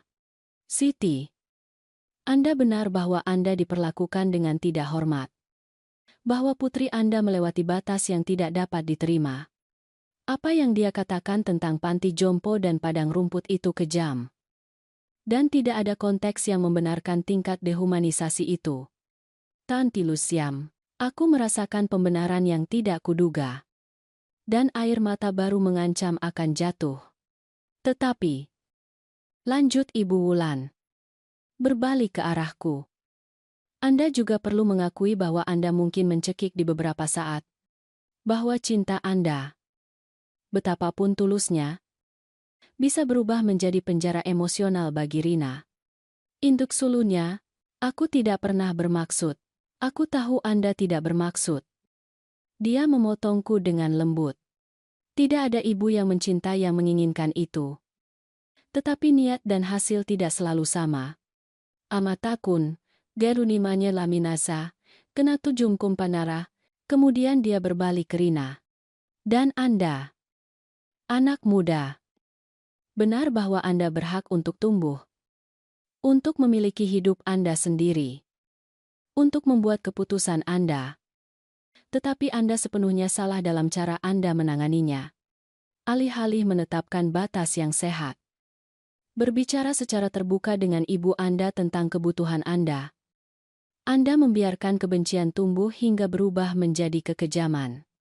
Janjat tergaikan hai barat. Sanju nama rahasia dasaratu. Rina menunduk. Dan lebih buruk lagi. Lanjut Ibu Wulan. Suaranya menjadi lebih tegas. Anda menggunakan cinta yang dirasakan ibu Anda untuk Anda sebagai senjata melawannya. Anda tahu dia akan menandatangani surat-surat itu karena dia percaya pada Anda. Anda mungkin tidak secara sadar merencanakan untuk menipunya. Tetapi jauh di lubuk hati Anda tahu bahwa Anda memanfaatkan situasi tersebut. Amantar juga akan pertiban, aku tidak. Rina mencoba memprotes. Tetapi suaranya tercekat. Dan ketika dia mulai mempertanyakan, ketika dia menghalangi jalan Anda tidak memiliki keberanian untuk menghadapinya dengan kejujuran. Sebaliknya, Anda mempermalukannya dengan cara yang Anda tahu akan menghancurkannya. Arandu arah. Joma Mariata Pulo. Keheningan yang mengikuti dipenuhi dengan kebenatan yang tidak terucapkan selama bertahun-tahun. Arman bergerak tidak nyaman di sofa. Mungkin menyesal telah menerima terapi itu. Masalah kalian berdua, Ibu Wulan menyimpulkan, adalah kalian tidak pernah belajar menjadi ibu dan anak dewasa. Siti, Anda terjebak dalam peran sebagai ibu pelindung dari seorang gadis yang sudah lama dewasa. Dan Rina, Anda terjebak dalam peran sebagai anak yang kesal yang tidak pernah memiliki keberanian untuk hanya mengatakan, Bu, aku mencintaimu. Tetapi aku butuh ruang. Endai, argata dies andas orsayas. Aku menatap tanganku. Tangan yang bekerja keras. Yang menggendong Rina saat bayi. Yang menjahit pakaiannya. Yang terluka untuk memberinya kehidupan yang lebih baik. Dan aku bertanya pada diri sendiri. Apakah Ibu Wulan benar? Apakah aku mencekik? Saya ingin mengusulkan latihan. Kata terapis. Mengambil 2 lembar kertas dan 2 pulpen. Masing-masing dari Anda akan menulis surat kepada yang lain. Tetapi itu bukan surat biasa. Itu adalah surat dari sudut pandang orang lain. Agarno, akan dunalibado. Bagaimana? Tanya Rina. Siti, Anda akan menulis kepada Rina.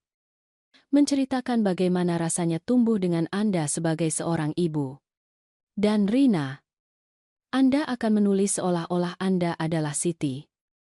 Menceritakan bagaimana rasanya membesarkan seorang putri sendirian dan kemudian diperlakukan dengan cara itu.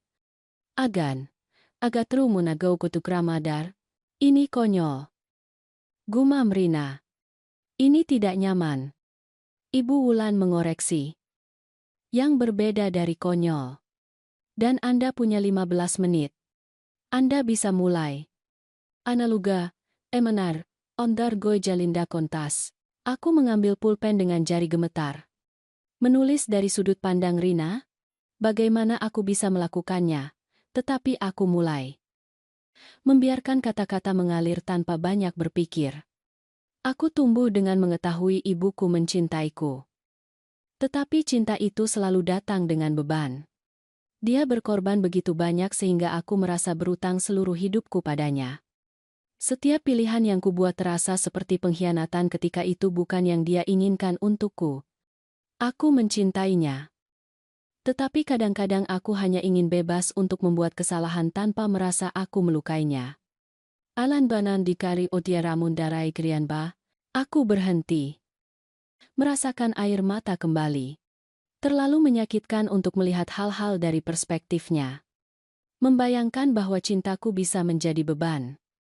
Ketika 15 menit berakhir, Ibu Wulan meminta kami untuk membacanya dengan lantang. Aku membaca lebih dulu. Suaraku tercekat di beberapa bagian. Ketika aku selesai, aku menatap Rina. Dia menangis diam-diam. Giliranmu. Terapis berkata dengan lembut kepada putriku. Rina menyeka air matanya dan mulai membaca dengan suara tercekat. Aku bekerja sampai tulangku sakit untuk memberinya semua yang tidak pernah kumiliki. Aku melihatnya tumbuh dan berpikir semuanya sepadan. Aku tidak pernah mengharapkan rasa terima kasih. Hanya cinta. Tetapi ketika dia mengusirku dari rumah yang kubangun, aku merasa semua yang kulakukan tidak berarti apa-apa. Aku merasa aku tidak berarti apa-apa. Alamaja juga inalama andala mule, alamula matara kesubihu. Dia berhenti. Tidak dapat melanjutkan. Air mata mengalir deras sekarang. Membasahi kertas. Arman merangkulnya. Mencoba menghiburnya. Apakah kalian melihatnya? Tanya Ibu Wulan dengan lembut. Anda berdua berhasil memahami. Meskipun hanya sesaat. Sudut pandang orang lain. Itu adalah empati. Dan empati adalah langkah pertama menuju penyembuhan. Daga, Aratatari, NMN Biharullah Hada. Sesi berakhir segera setelah itu. Kami meninggalkan kantor dengan kelelahan emosional. Rina dan Arman pergi ke satu arah. Aku ke arah lain. Tetapi sebelum kami berpisah sepenuhnya, putriku berbalik. Ibu, katanya. Suaranya serak karena menangis. Aku perlu memikirkan semua ini. Inkululanga kun barihan nari, jitalihan ari dunia pululeri. Aku juga. Jawabku. Itu bukan permintaan maaf. Itu bukan rekonsiliasi. Tetapi itu adalah sesuatu. Itu adalah pintu yang telah terbuka. Meskipun hanya sedikit. Hari-hari berikutnya membawa perubahan halus namun signifikan. Aku kembali ke rutinitas tinggal di properti. Rina dan Arman mengelola penginapan. Aku mengurus urusanku sendiri. Kami sesekali berpapasan. Bertukar kata-kata sopan tetapi dingin. Para tamu mungkin memperhatikan ketegangan. Tetapi tidak ada yang berkomentar. Aku menghabiskan berjam-jam di padang rumput bersama kuda-kuda. Mereka tidak menghakimi. Mereka tidak punya dendam. Mereka hanya menerima kehadiranku dengan kesederhanaan yang hanya dimiliki hewan. Bintang menjadi teman setiaku. Aku menceritakan hal-hal padanya yang tidak bisa kuceritakan kepada siapapun dan dia hanya menggerakkan kepalanya. Seolah mengerti segalanya. Suatu sore aku sedang menyikat surai Bintang ketika aku mendengar langkah kaki di belakangku. Aku berbalik dan melihat Rina berdiri beberapa meter jauhnya. Ragu-ragu. Bisakah aku bicara dengan ibu? Tanyanya. Tentu. Jawabku. Mencoba menjaga suaraku netral. Dia mendekat perlahan. Seolah aku adalah binatang liar yang bisa terkejut. Kami berdiri berdampingan. Keduanya menatap bintang. Aku ingat ketika kita memilikinya. Kata Rina lembut. Aku berusia 6 tahun. Ayah membawanya pulang dengan trailer tua. Dia hanya anak kuda yang takut. Gemetar. Takut pada segalanya. Kan kalau ludar ganendamalan. Kalau laku andakan kado. Aku ingat. Jawabku. Kamu bersikeras tidur di kandang malam pertama itu karena kamu tidak ingin dia sendirian. Kanturakan dan jarasiamu. Tanta retu dan yancara. Senyum sedih melintasi wajah Rina. Ibu membawa selimut dan tinggal bersamaku sepanjang malam. Menceritakan kisah. Bernyanyi pelan. Ibu tidak tidur sama sekali. Tripunkan karannya. Itu sepadan. Kamu bahagia. Ano, krias Anda noalas, againa haina. Kami terdiam sejenak. Kemudian Rina berkata. Suaranya rendah. Aku ingat banyak hal baik. Bu. Bukan karena aku melupakannya. Hanya saja, hal-hal buruk menjadi lebih besar. Ya? Seolah-olah mereka mengambil semua ruang di kepalaku. Abi kenandaku. Aku terus menyikat surai bintang. Memberinya waktu untuk menemukan kata-kata. Terapis memberiku latihan. Dia memintaku membuat daftar semua hal baik yang ibu lakukan untukku. Dan daftar lain tentang hal-hal buruk. Dia berhenti sejenak. Daftar hal-hal baik memiliki 3 halaman. Daftar hal-hal buruk. Setengah halaman. Madarandunda. Indelaga kuru. Aku merasa hatiku menciut. Namun, setengah halaman sudah cukup untuk membuatmu membenciku. Antu nambah. Aku tidak membenci ibu. Katanya cepat. Menatapku untuk pertama kalinya. Aku tidak pernah membenci ibu. Aku bingung. Marah. Takut. Takasitu pulu putun anjara. Ina pulu sineten anjara. Takut apa? Rina menarik napas dalam-dalam. Takut menjadi seperti ibu. Menghabiskan seluruh hidupku berkorban. Tercekik. Tidak pernah menjadi apapun selain seorang ibu. Ketika aku melihat ibu, aku melihat masa depan yang membuatku takut. Dan alih-alih membicarakannya, alih-alih memproses perasaan itu, aku hanya mendorong ibu menjauh. Amanaputan jari, iskap kaludari, tapi aku tidak pernah memintamu untuk menjadi sepertiku. Protesku. Aku ingin kamu bahagia. Memiliki kesempatan yang tidak pernah kumiliki. Artua mau kumantaha. Biser sandar, partu baru dorno. Aku tahu sekarang. Katanya. Menyeka air mata. Tetapi pada saat itu, yang kurasakan hanyalah tekanan. Tekanan untuk berterima kasih. Untuk menjadi putri yang sempurna. Untuk mengimbangi semua pengorbanan ibu. Dan aku tahu aku tidak akan pernah berhasil. Jadi aku mulai membenci ibu karena melakukan begitu banyak hal untukku. Lusambar, Jasri Kandar, kejujuran brutal dari kata-kata itu membuatku terdiam. Tetapi justru itu yang kami butuhkan. Bukan? Meskipun menyakitkan? Dan Arman. Dia melanjutkan ragu-ragu. Dia melihat frustrasiku dan dia memberinya makan. Dia bilang ibu posesif. Bahwa aku perlu membebaskan diri. Dan aku ingin mempercayainya karena itu lebih mudah daripada mengakui kesalahanku sendiri. Darakunta Panor, apakah kamu mencintainya? Tanyaku. Tanpa tahu mengapa pertanyaan itu penting. Aku mencintainya. Dia mengoreksi. Aku masih mencintainya. Tetapi sekarang aku melihat bahwa hubungan kami dibangun. Sebagian. Di atas pemberontakan melawan ibu itu. Dan itu tidak sehat. Aragus kanda, juk enawai dues, aragues kandas, enaragues kandas, bintang menyentuh tanganku dengan moncongnya. Seolah meminta agar aku terus membelainya. Aku menurut.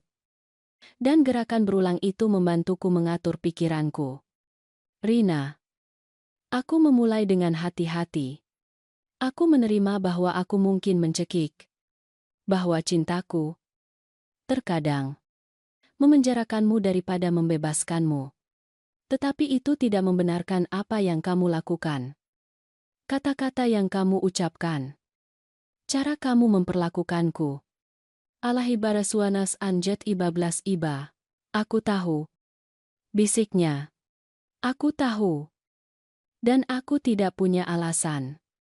Hari itu, ketika aku mengatakan tentang panti jompo dan padang rumput itu, aku melihat cahaya padam di mata ibu. Dan aku merasakan kesenangan yang mengerikan.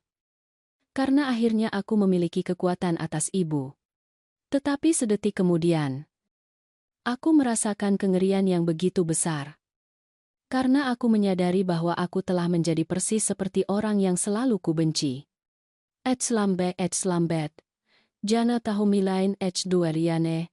Dia terisak. Menutupi wajahnya dengan tangan. Aku menjadi ayahku.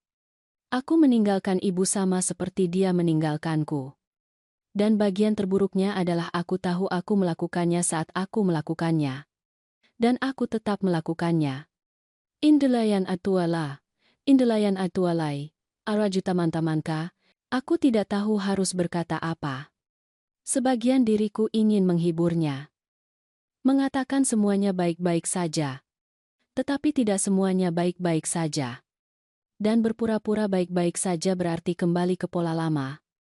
Apa yang kamu inginkan dariku sekarang? Tanyaku akhirnya. Rina menurunkan tangannya. Memperlihatkan wajah yang hancur karena rasa bersalah. Aku tidak tahu apakah aku berhak menginginkan sesuatu. Tapi, aku ingin memiliki kesempatan untuk benar-benar mengenal ibu. Bukan sebagai ibu yang membesarkanku. Bukan sebagai wanita yang kudorong menjauh. Tetapi sebagai Siti. Wanita dirimu. Dengan impian sendiri. Dengan kehidupan yang tidak hanya berputar di sekitarku. Andar ijar. Kerimadu marimadu. Jawaban itu mengejutkanku. Aku tidak mengharapkan itu. Aku bahkan tidak tahu siapa Siti itu. Aku mengakui.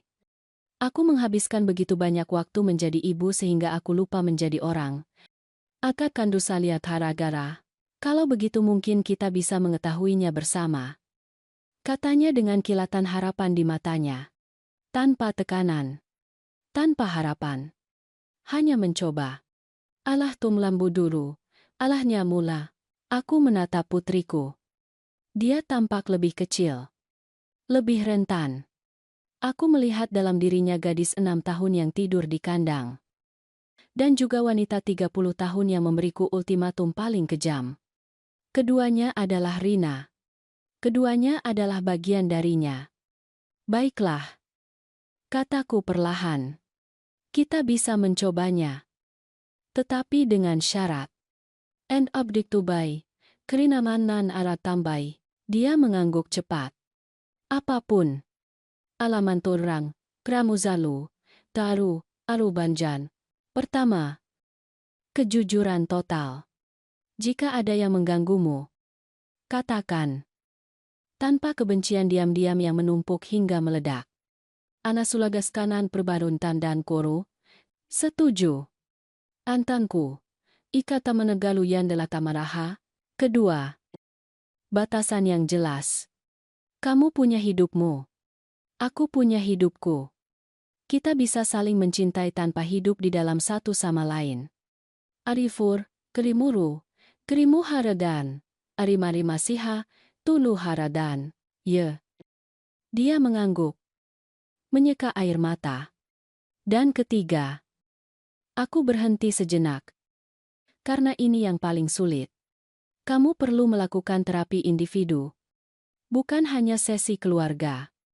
Kamu punya hal-hal untuk diselesaikan yang tidak ada hubungannya denganku. Dan kamu perlu melakukannya untuk dirimu sendiri.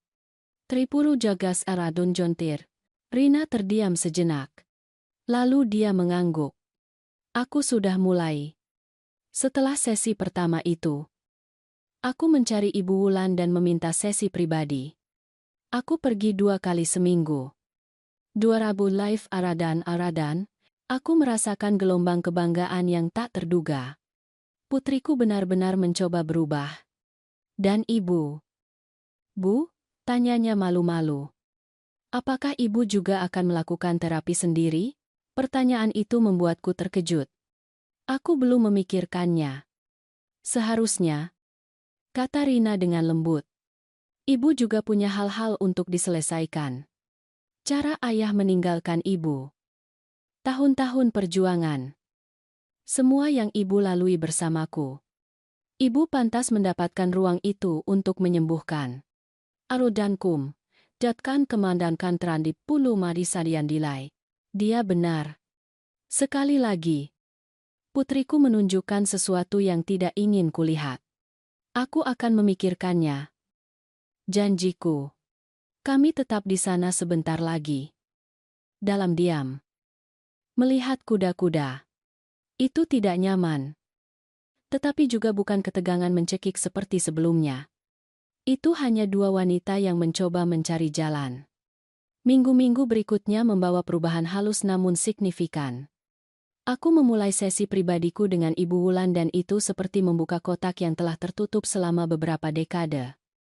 Kami berbicara tentang Joko. Tentang bagaimana kepergiannya membentuk caraku mencintai Rina. Kami berbicara tentang kebutuhanku untuk dibutuhkan. Untuk membuktikan nilaiku melalui pengorbanan. Ibu Siti, kata terapis kepadaku dalam satu sesi.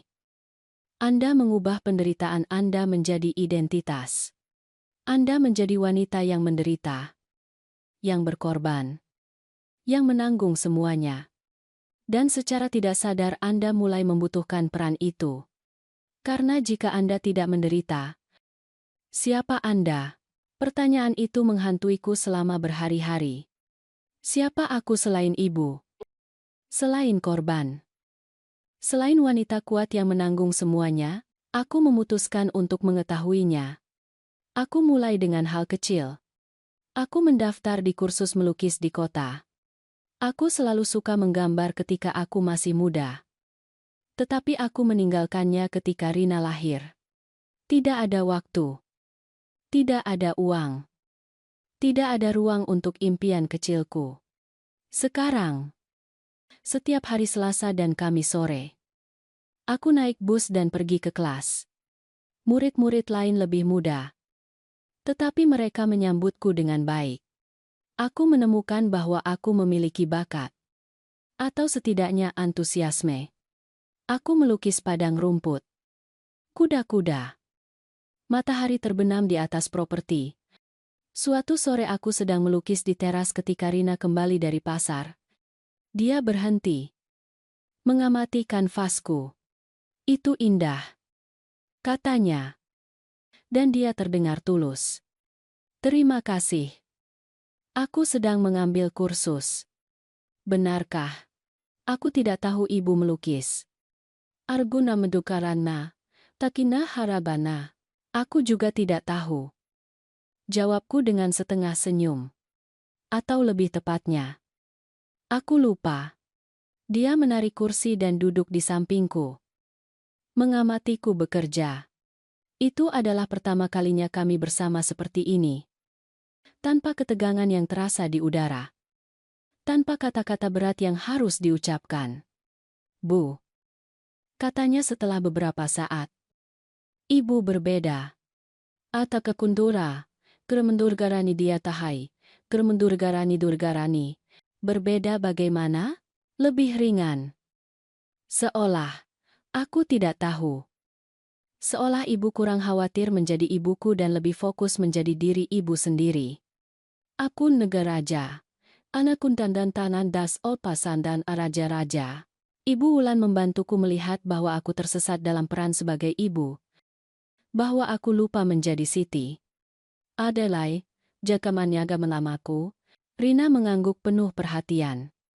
Dalam terapi individuku. Aku telah mengerjakan sesuatu yang serupa.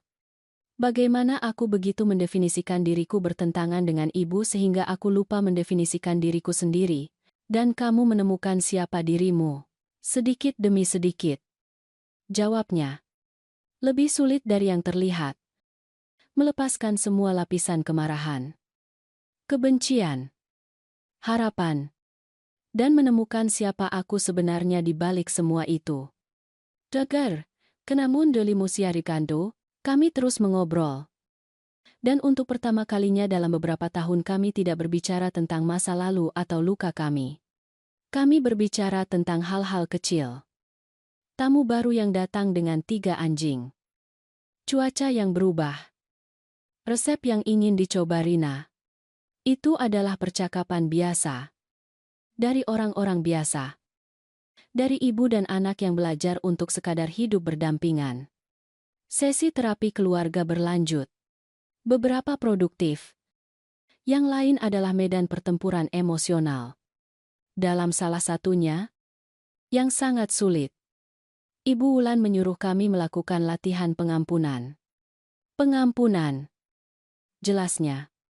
Bukan melupakan atau membenarkan. Itu adalah melepaskan beban yang Anda bawa. Itu adalah hadiah yang Anda berikan pada diri sendiri. Bukan pada orang yang melukai Anda. Ar-Ragulaina Janati, dia memberi kami kertas dan meminta kami menulis. Aku memaafkanmu karena, dan membuat daftar semuanya. Aku menulis. Rina. Aku memaafkanmu karena mengusirku. Aku memaafkanmu karena memberiku ultimatum kejam itu. Aku memaafkanmu karena menggunakan cintaku melawanku. Aku memaafkanmu karena membuatku merasa tidak berharga. Tetapi yang utama, aku memaafkanmu karena menjadi manusia. Karena membuat kesalahan. Karena tidak sempurna. Sama seperti aku perlu memaafkan diriku sendiri untuk hal yang sama. Takkan Patruk Kriari, takkan Pudusali, Junggudan takkan Pulusali, ketika aku membacanya dengan lantang. Rina menangis. Kemudian dia membaca miliknya. Bu, aku memaafkan ibu karena mencekikku. Meskipun tidak disengaja. Aku memaafkan ibu karena membuatku merasa bersalah. Meskipun itu bukan niat ibu. Aku memaafkan ibu karena tidak melihatku sebagai orang dewasa. Tetapi yang utama, aku memaafkan ibu karena menjadi manusia. Karena melakukan yang terbaik yang ibu bisa dengan alat yang ibu miliki. Dan aku memaafkan diriku sendiri karena telah begitu keras pada ibu. Padahal ibu hanya mencoba mencintaiku dengan satu-satunya cara yang ibu tahu. Ala namutu, kerabulas kami, tuplayas kami, alamutu, tidak ada pelukan hari itu. Tidak ada momen rekonsiliasi sinematik yang besar. Hanya pemahaman diam-diam. Beban yang perlahan diangkat dari pundak kami. Bulan-bulan berlalu. Penginapan berkembang di bawah pengelolaan Rina dan Arman. Mereka pandai dalam hal itu. Aku harus mengakui. Terorganisir. Penuh perhatian pada tamu. Kreatif dalam strategi pemasaran. Mereka membayar sewa tepat waktu. Menjaga semuanya bersih dan berfungsi. Dan aku menemukan Siti. Aku mulai menjahit lagi. Bukan karena kebutuhan. Tetapi karena kesenangan. Aku membuat bantal bordir yang kujual di pasar kerajinan tangan kota. Uangnya tidak banyak. Tetapi itu milikku. Diperoleh dengan sesuatu yang kucintai. Aku menjalin pertemanan di kursus melukis. Wanita seusiaku yang juga menemukan kembali siapa mereka setelah bertahun-tahun didefinisikan hanya oleh peran mereka sebagai ibu dan istri. Kami keluar untuk minum kopi. Pergi ke bioskop. Mengeluh tentang sakit punggung dan berbagi resep. Aku punya kehidupan. Hidupku sendiri. Suatu sore. 6 bulan setelah sesi terapi pertama itu. Rina mencariku dengan sebuah proposal. Bu, Arman dan aku sudah bicara. Penginapan berjalan dengan baik. Tetapi kami berpikir untuk memperluas. Menambah beberapa villa lagi. Mungkin area acara kecil. Abada. Abada dada. Aku merasa perutku mengencang. Rina. Aku tidak akan menandatangani apapun lagi tanpa. Tidak. Dia memotongku dengan cepat. Bukan itu. Kami ingin mengusulkan kemitraan yang sebenarnya. Resmi. Dengan kontrak. Pengacara. Semuanya diatur. Ibu akan menjadi mitra dengan 40%. Kami dengan 60%. Ibu akan menginvestasikan sebagian dari uang yang ibu terima, dan sebagai gantinya ibu akan memiliki partisipasi dalam keuntungan dan suara dalam keputusan besar. Arannya, dukan dan duka. Arannya, tukan dan dukan-dukandannya. Aku menatapnya. Terkejut. Mengapa kalian melakukan itu? Karena itu adil. Jawabnya singkat. Itu properti ibu. Daraga cara tanggung dongkan tamsi. Dan mengapa? Karena kami ingin melakukannya dengan benar kali ini. Tanpa trik. Tanpa kebohongan. Tanpa mengambil keuntungan dari ibu. Daken Nyuban. Ada Nyudan Dara, Jan Zandar. Arman muncul di belakangnya. Tampak gugup. Tetapi bertekad. Ibu Siti.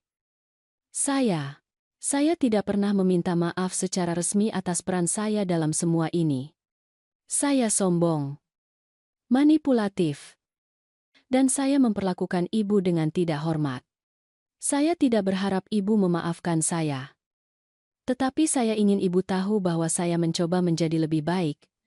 Alan kata kundes, jangan buman kata maga, kut kunda tangga, aku terdiam.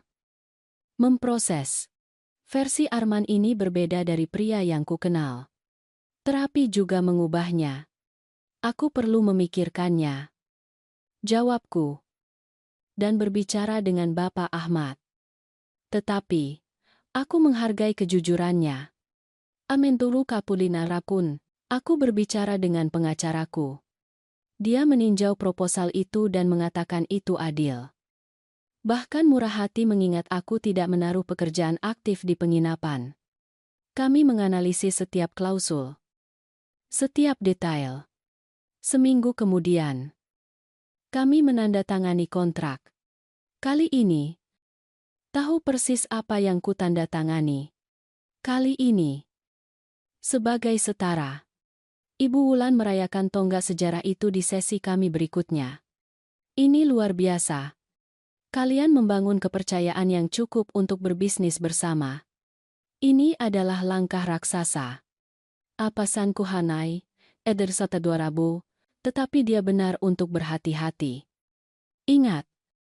Dia memperingatkan. Membangun kembali kepercayaan seperti membangun rumah. Bata demi bata. Dengan sabar. Dan satu gerakan salah bisa meruntuhkan semuanya lagi. And dead in those gram. Kami melanjutkan sesi. Bahkan ketika itu terasa tidak perlu. Karena kami telah belajar bahwa masalah tidak berteriak sebelum meledak.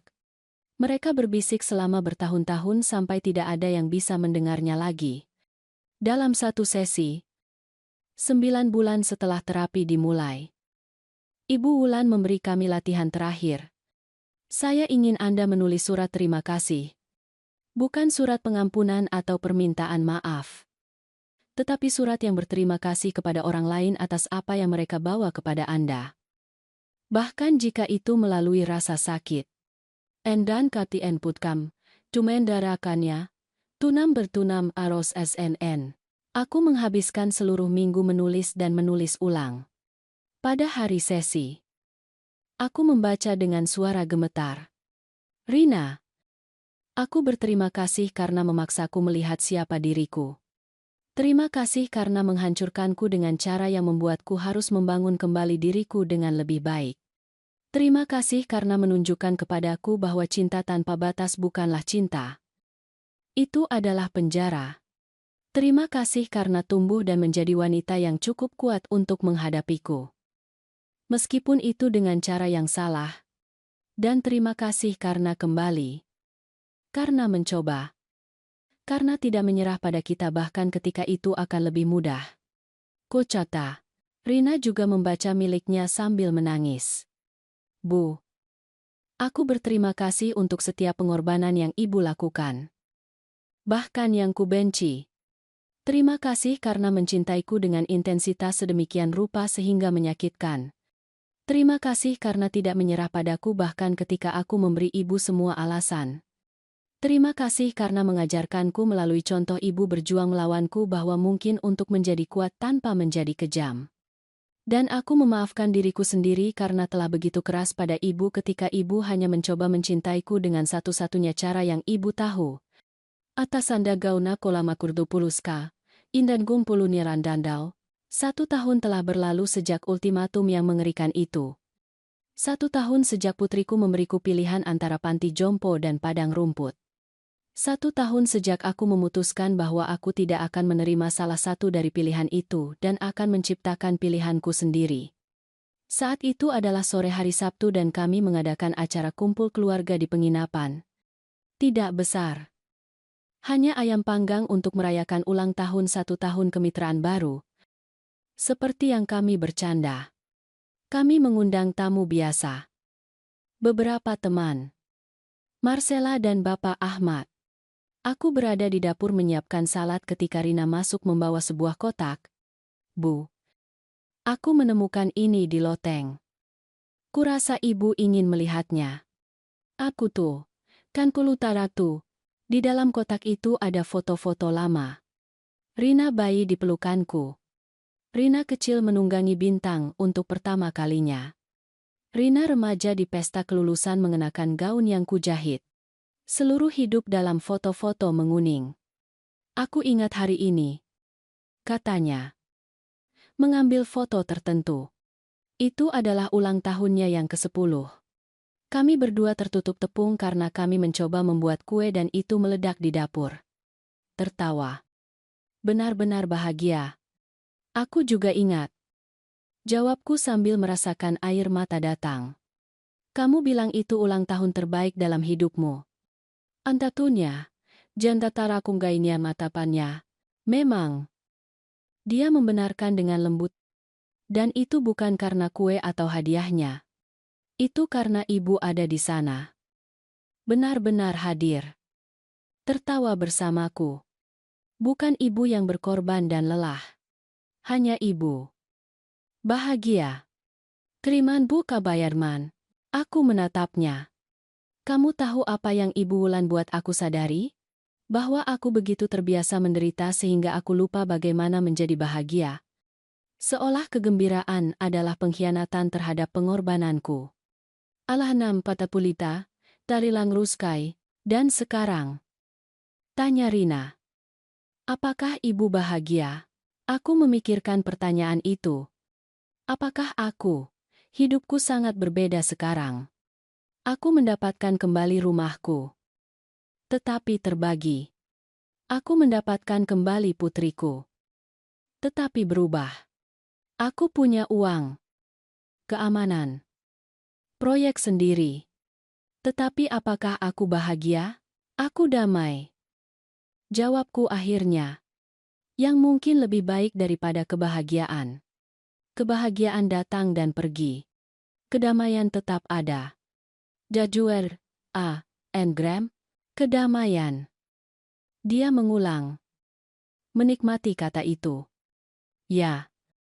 Kurasa aku juga damai. Akhirnya. Namenara. Dua ramatuan tualakut amsankang, Arman memanggil dari area luar. Memberitahu bahwa ayam panggang hampir siap.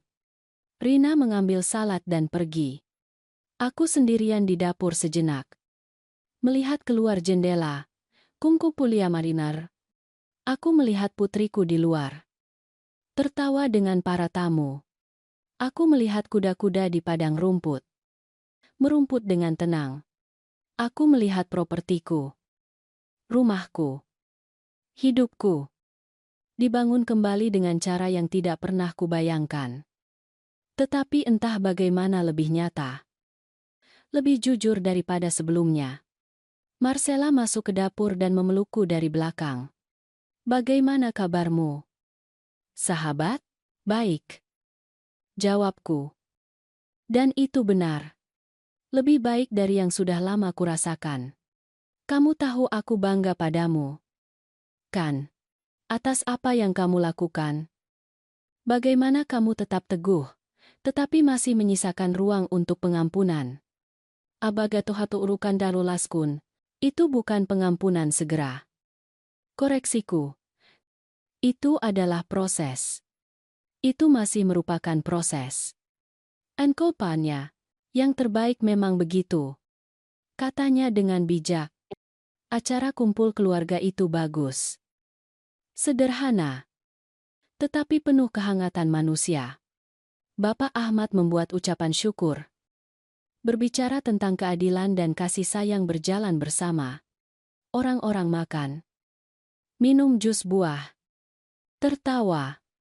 Itu normal. Sehari-hari. Sempurna dalam ketidaksempurnaannya. Kemudian, ketika para tamu mulai pergi, Rina mendatangiku. Bu, ada sesuatu yang ingin kutunjukkan pada ibu. Bisakah ibu ikut denganku? Kami berjalan ke padang rumput. Matahari terbenam. Mewarnai langit dengan warna oranye dan merah muda. Bintang mendekati kami. Dan Rina membelainya dengan penuh kasih sayang. Ibu ingat ketika aku mengatakan ibu akan memilih antara panti jompo dan padang rumput? Tanyanya. Suaranya rendah. Tubuhku menegang. Masih sakit untuk membicarakan hari itu. Aku ingat. Layaban yuka kandarusan bihar kemaran. Aku sedang memikirkan tentang pilihan. Tentang bagaimana terkadang kita memberi orang pilihan yang mustahil. Mencoba menjebak mereka. Tetapi orang-orang terbaik, yang terkuat, menolak untuk memilih di antara pilihan yang buruk. Mereka menciptakan pilihan mereka sendiri. Anku tu termelanca, itu yang kucoba lakukan. Aku mengakui. Dan itu berhasil. Katanya. Menatapku. Ibu tidak pergi ke panti jompo dan ibu tidak tidur dengan kuda. Ibu mendapatkan kembali rumah ibu. Ibu mendapatkan kembali martabat ibu. Dan ibu tetap tidak menghancurkanku sepenuhnya dalam prosesnya. Ibu menciptakan pilihan ketiga. Keadilan dengan belas kasihan. Aku tuh, dua, itu tidak mudah. Aku mengaku. Ada hari-hari ketika aku hanya ingin balas dendam murni. Hari-hari ketika aku ingin membuatmu menderita sebanyak aku menderita. Anapudana. Ketana haidugalimu alku, aku tahu. Dan aku pantas mendapatkannya. Katanya lembut. Tetapi ibu memilih yang berbeda. Dan itu menyelamatkanku. Bu. Itu menyelamatkanku dari menjadi orang mengerikan yang tak terperbaiki seperti yang aku alami. Alangannya, kami terdiam. Melihat sinar matahari terakhir menghilang di cakrawala. Arman dan aku sedang berusaha untuk punya bayi. Kata Rina tiba-tiba. Jantungku melonjak. Benarkah? Ya. Dan aku takut. Dia mengaku. Takut menjadi ibu yang buruk. Mengulangi kesalahan. Terlalu mencintai atau kurang. Mencekik atau mengabaikan. Menjadi manusia. Aku menyelesaikan. Dia tertawa tercekik. Ya. Itu. Dan Kari. Aruju Nyamoru. Arujuju. Rina. Aku memegang tangannya. Kamu akan membuat kesalahan. Kami namakan para. Setiap orang tua membuat kesalahan. Aku membuat begitu banyak kesalahan denganmu. Tetapi perbedaannya adalah kamu memiliki kesadaran itu sekarang. Kamu punya alat. Kamu punya terapi. Kamu punya pengetahuan diri. Dan kamu punya ini. Aku meremas tangannya. Pengingat akan apa yang tidak boleh kamu lakukan. And for Sadajen, Kanjen Haifulan de Kementonye Ruta Tagadukandu, aku ingin ibu menjadi nenek yang hadir. Katanya. Bukan nenek yang melakukan segalanya. Bukan nenek yang mengambil peran sebagai ibu, tetapi nenek yang ada di sana, yang mencintai, yang mendukung, dengan batasan yang sehat dari kedua belah pihak. Lancunan bandan tandan kum, alan ho macara, dan cu dan ba. Aku sangat menginginkan itu. Jawabku. Terharu. Dan aku berjanji. Lanjutnya. Bahwa aku tidak akan pernah membiarkan anakku tidak menghormati ibu. Memperlakukan ibu seperti aku memperlakukan ibu. Karena salah satu hal yang akan kuajarkan adalah rasa terima kasih, rasa hormat, dan bahwa cinta bukanlah penjara. Anka muludatna, jaktu, karam, kami berpelukan di sana, di padang rumput. Sementara bintang merumput dengan tenang di sisi kami. Itu bukan akhir yang bahagia seperti dongeng. Itu nyata, rumit, penuh dengan bekas luka yang tidak akan pernah sepenuhnya hilang. Tetapi itu adalah milik kami. Dan itu baik. Malam itu, sebelum tidur, aku membuka buku harianku. Aku mulai menulis selama terapi. Latihan yang disarankan Ibu Wulan. Aku menulis. Hari ini tepat 1 tahun sejak Rina memberiku ultimatum itu. 1 tahun sejak hidupku berubah total. Jika seseorang memberitahu saya hari itu bahwa kami akan berada di sini sekarang, bekerja bersama, menyembuhkan bersama, aku tidak akan percaya. Aku belajar bahwa kasih sayang seorang ibu tidak harus berarti pengorbanan tanpa akhir. Bahwa mengatakan tidak, menetapkan batasan, menuntut rasa hormat, tidak membuatku menjadi ibu yang buruk. Itu membuatku menjadi manusia. Aku belajar bahwa memaafkan bukanlah melupakan. Itu adalah membawa ingatan akan rasa sakit. Tetapi memilih untuk tidak membiarkannya menentukan siapa dirimu. Aku belajar bahwa tidak pernah ada kata terlambat untuk memulai lagi. Pada usia 62 tahun, aku menemukan siapa diriku selain ibu. Dan penemuan itu menakutkan dan indah pada saat yang sama. Dan aku belajar bahwa terkadang, untuk menyelamatkan suatu hubungan, pertama-tama kamu perlu menghancurkan versi yang tidak sehat dari hubungan itu. Untuk kemudian membangun kembali sesuatu yang baru. Lebih kuat. Lebih jujur. Aku masih memiliki hari-hari yang sulit. Hari-hari ketika dendam kembali. Hari-hari ketika aku melihat Rina dan mengingat kekejaman di mata itu ketika dia memberiku pilihan antara panti jompo dan padang rumput.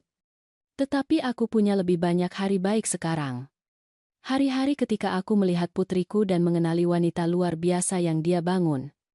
Bukan terlepas dari kesalahan. Tetapi melalui kesalahan itu. Hidup tidak memberi kami akhir yang bahagia. Itu memberi kami sesuatu yang lebih baik. Kesempatan baru. Dan kali ini kami bertekad untuk melakukannya dengan benar. Aku menutup buku harian itu dan mematikan lampu. Melalui jendela aku bisa melihat padang rumput di bawah cahaya bulan. Kuda-kuda tidur berdiri. Bagaimana mereka melakukannya? Bintang. Tua dan bijak. Menatapku sejenak sebelum menutup matanya lagi. Aku tersenyum dalam kegelapan. Ketika Rina memberiku pilihan kejam itu, dia pikir dia menempatkanku pada tempatnya. Tetapi yang tidak dia ketahui adalah aku akan menciptakan pilihanku sendiri. Pilihan yang akan menyelamatkan aku. Yang akan menyelamatkannya. Yang akan memberi kami berdua sesuatu yang kami pikir telah hilang selamanya. Kesempatan untuk memulai lagi. Aku tidak memilih panti jompo. Tempat aku akan mati perlahan dalam pengabaian. Aku tidak memilih padang rumput. Tempat aku akan dipermalukan dan dehumanisasi. Aku memilih martabat. Aku memilih keadilan. Aku memilih kebenaran. Dan dengan melakukan itu, aku memilih kehidupan. Hidupku sendiri. Akhirnya,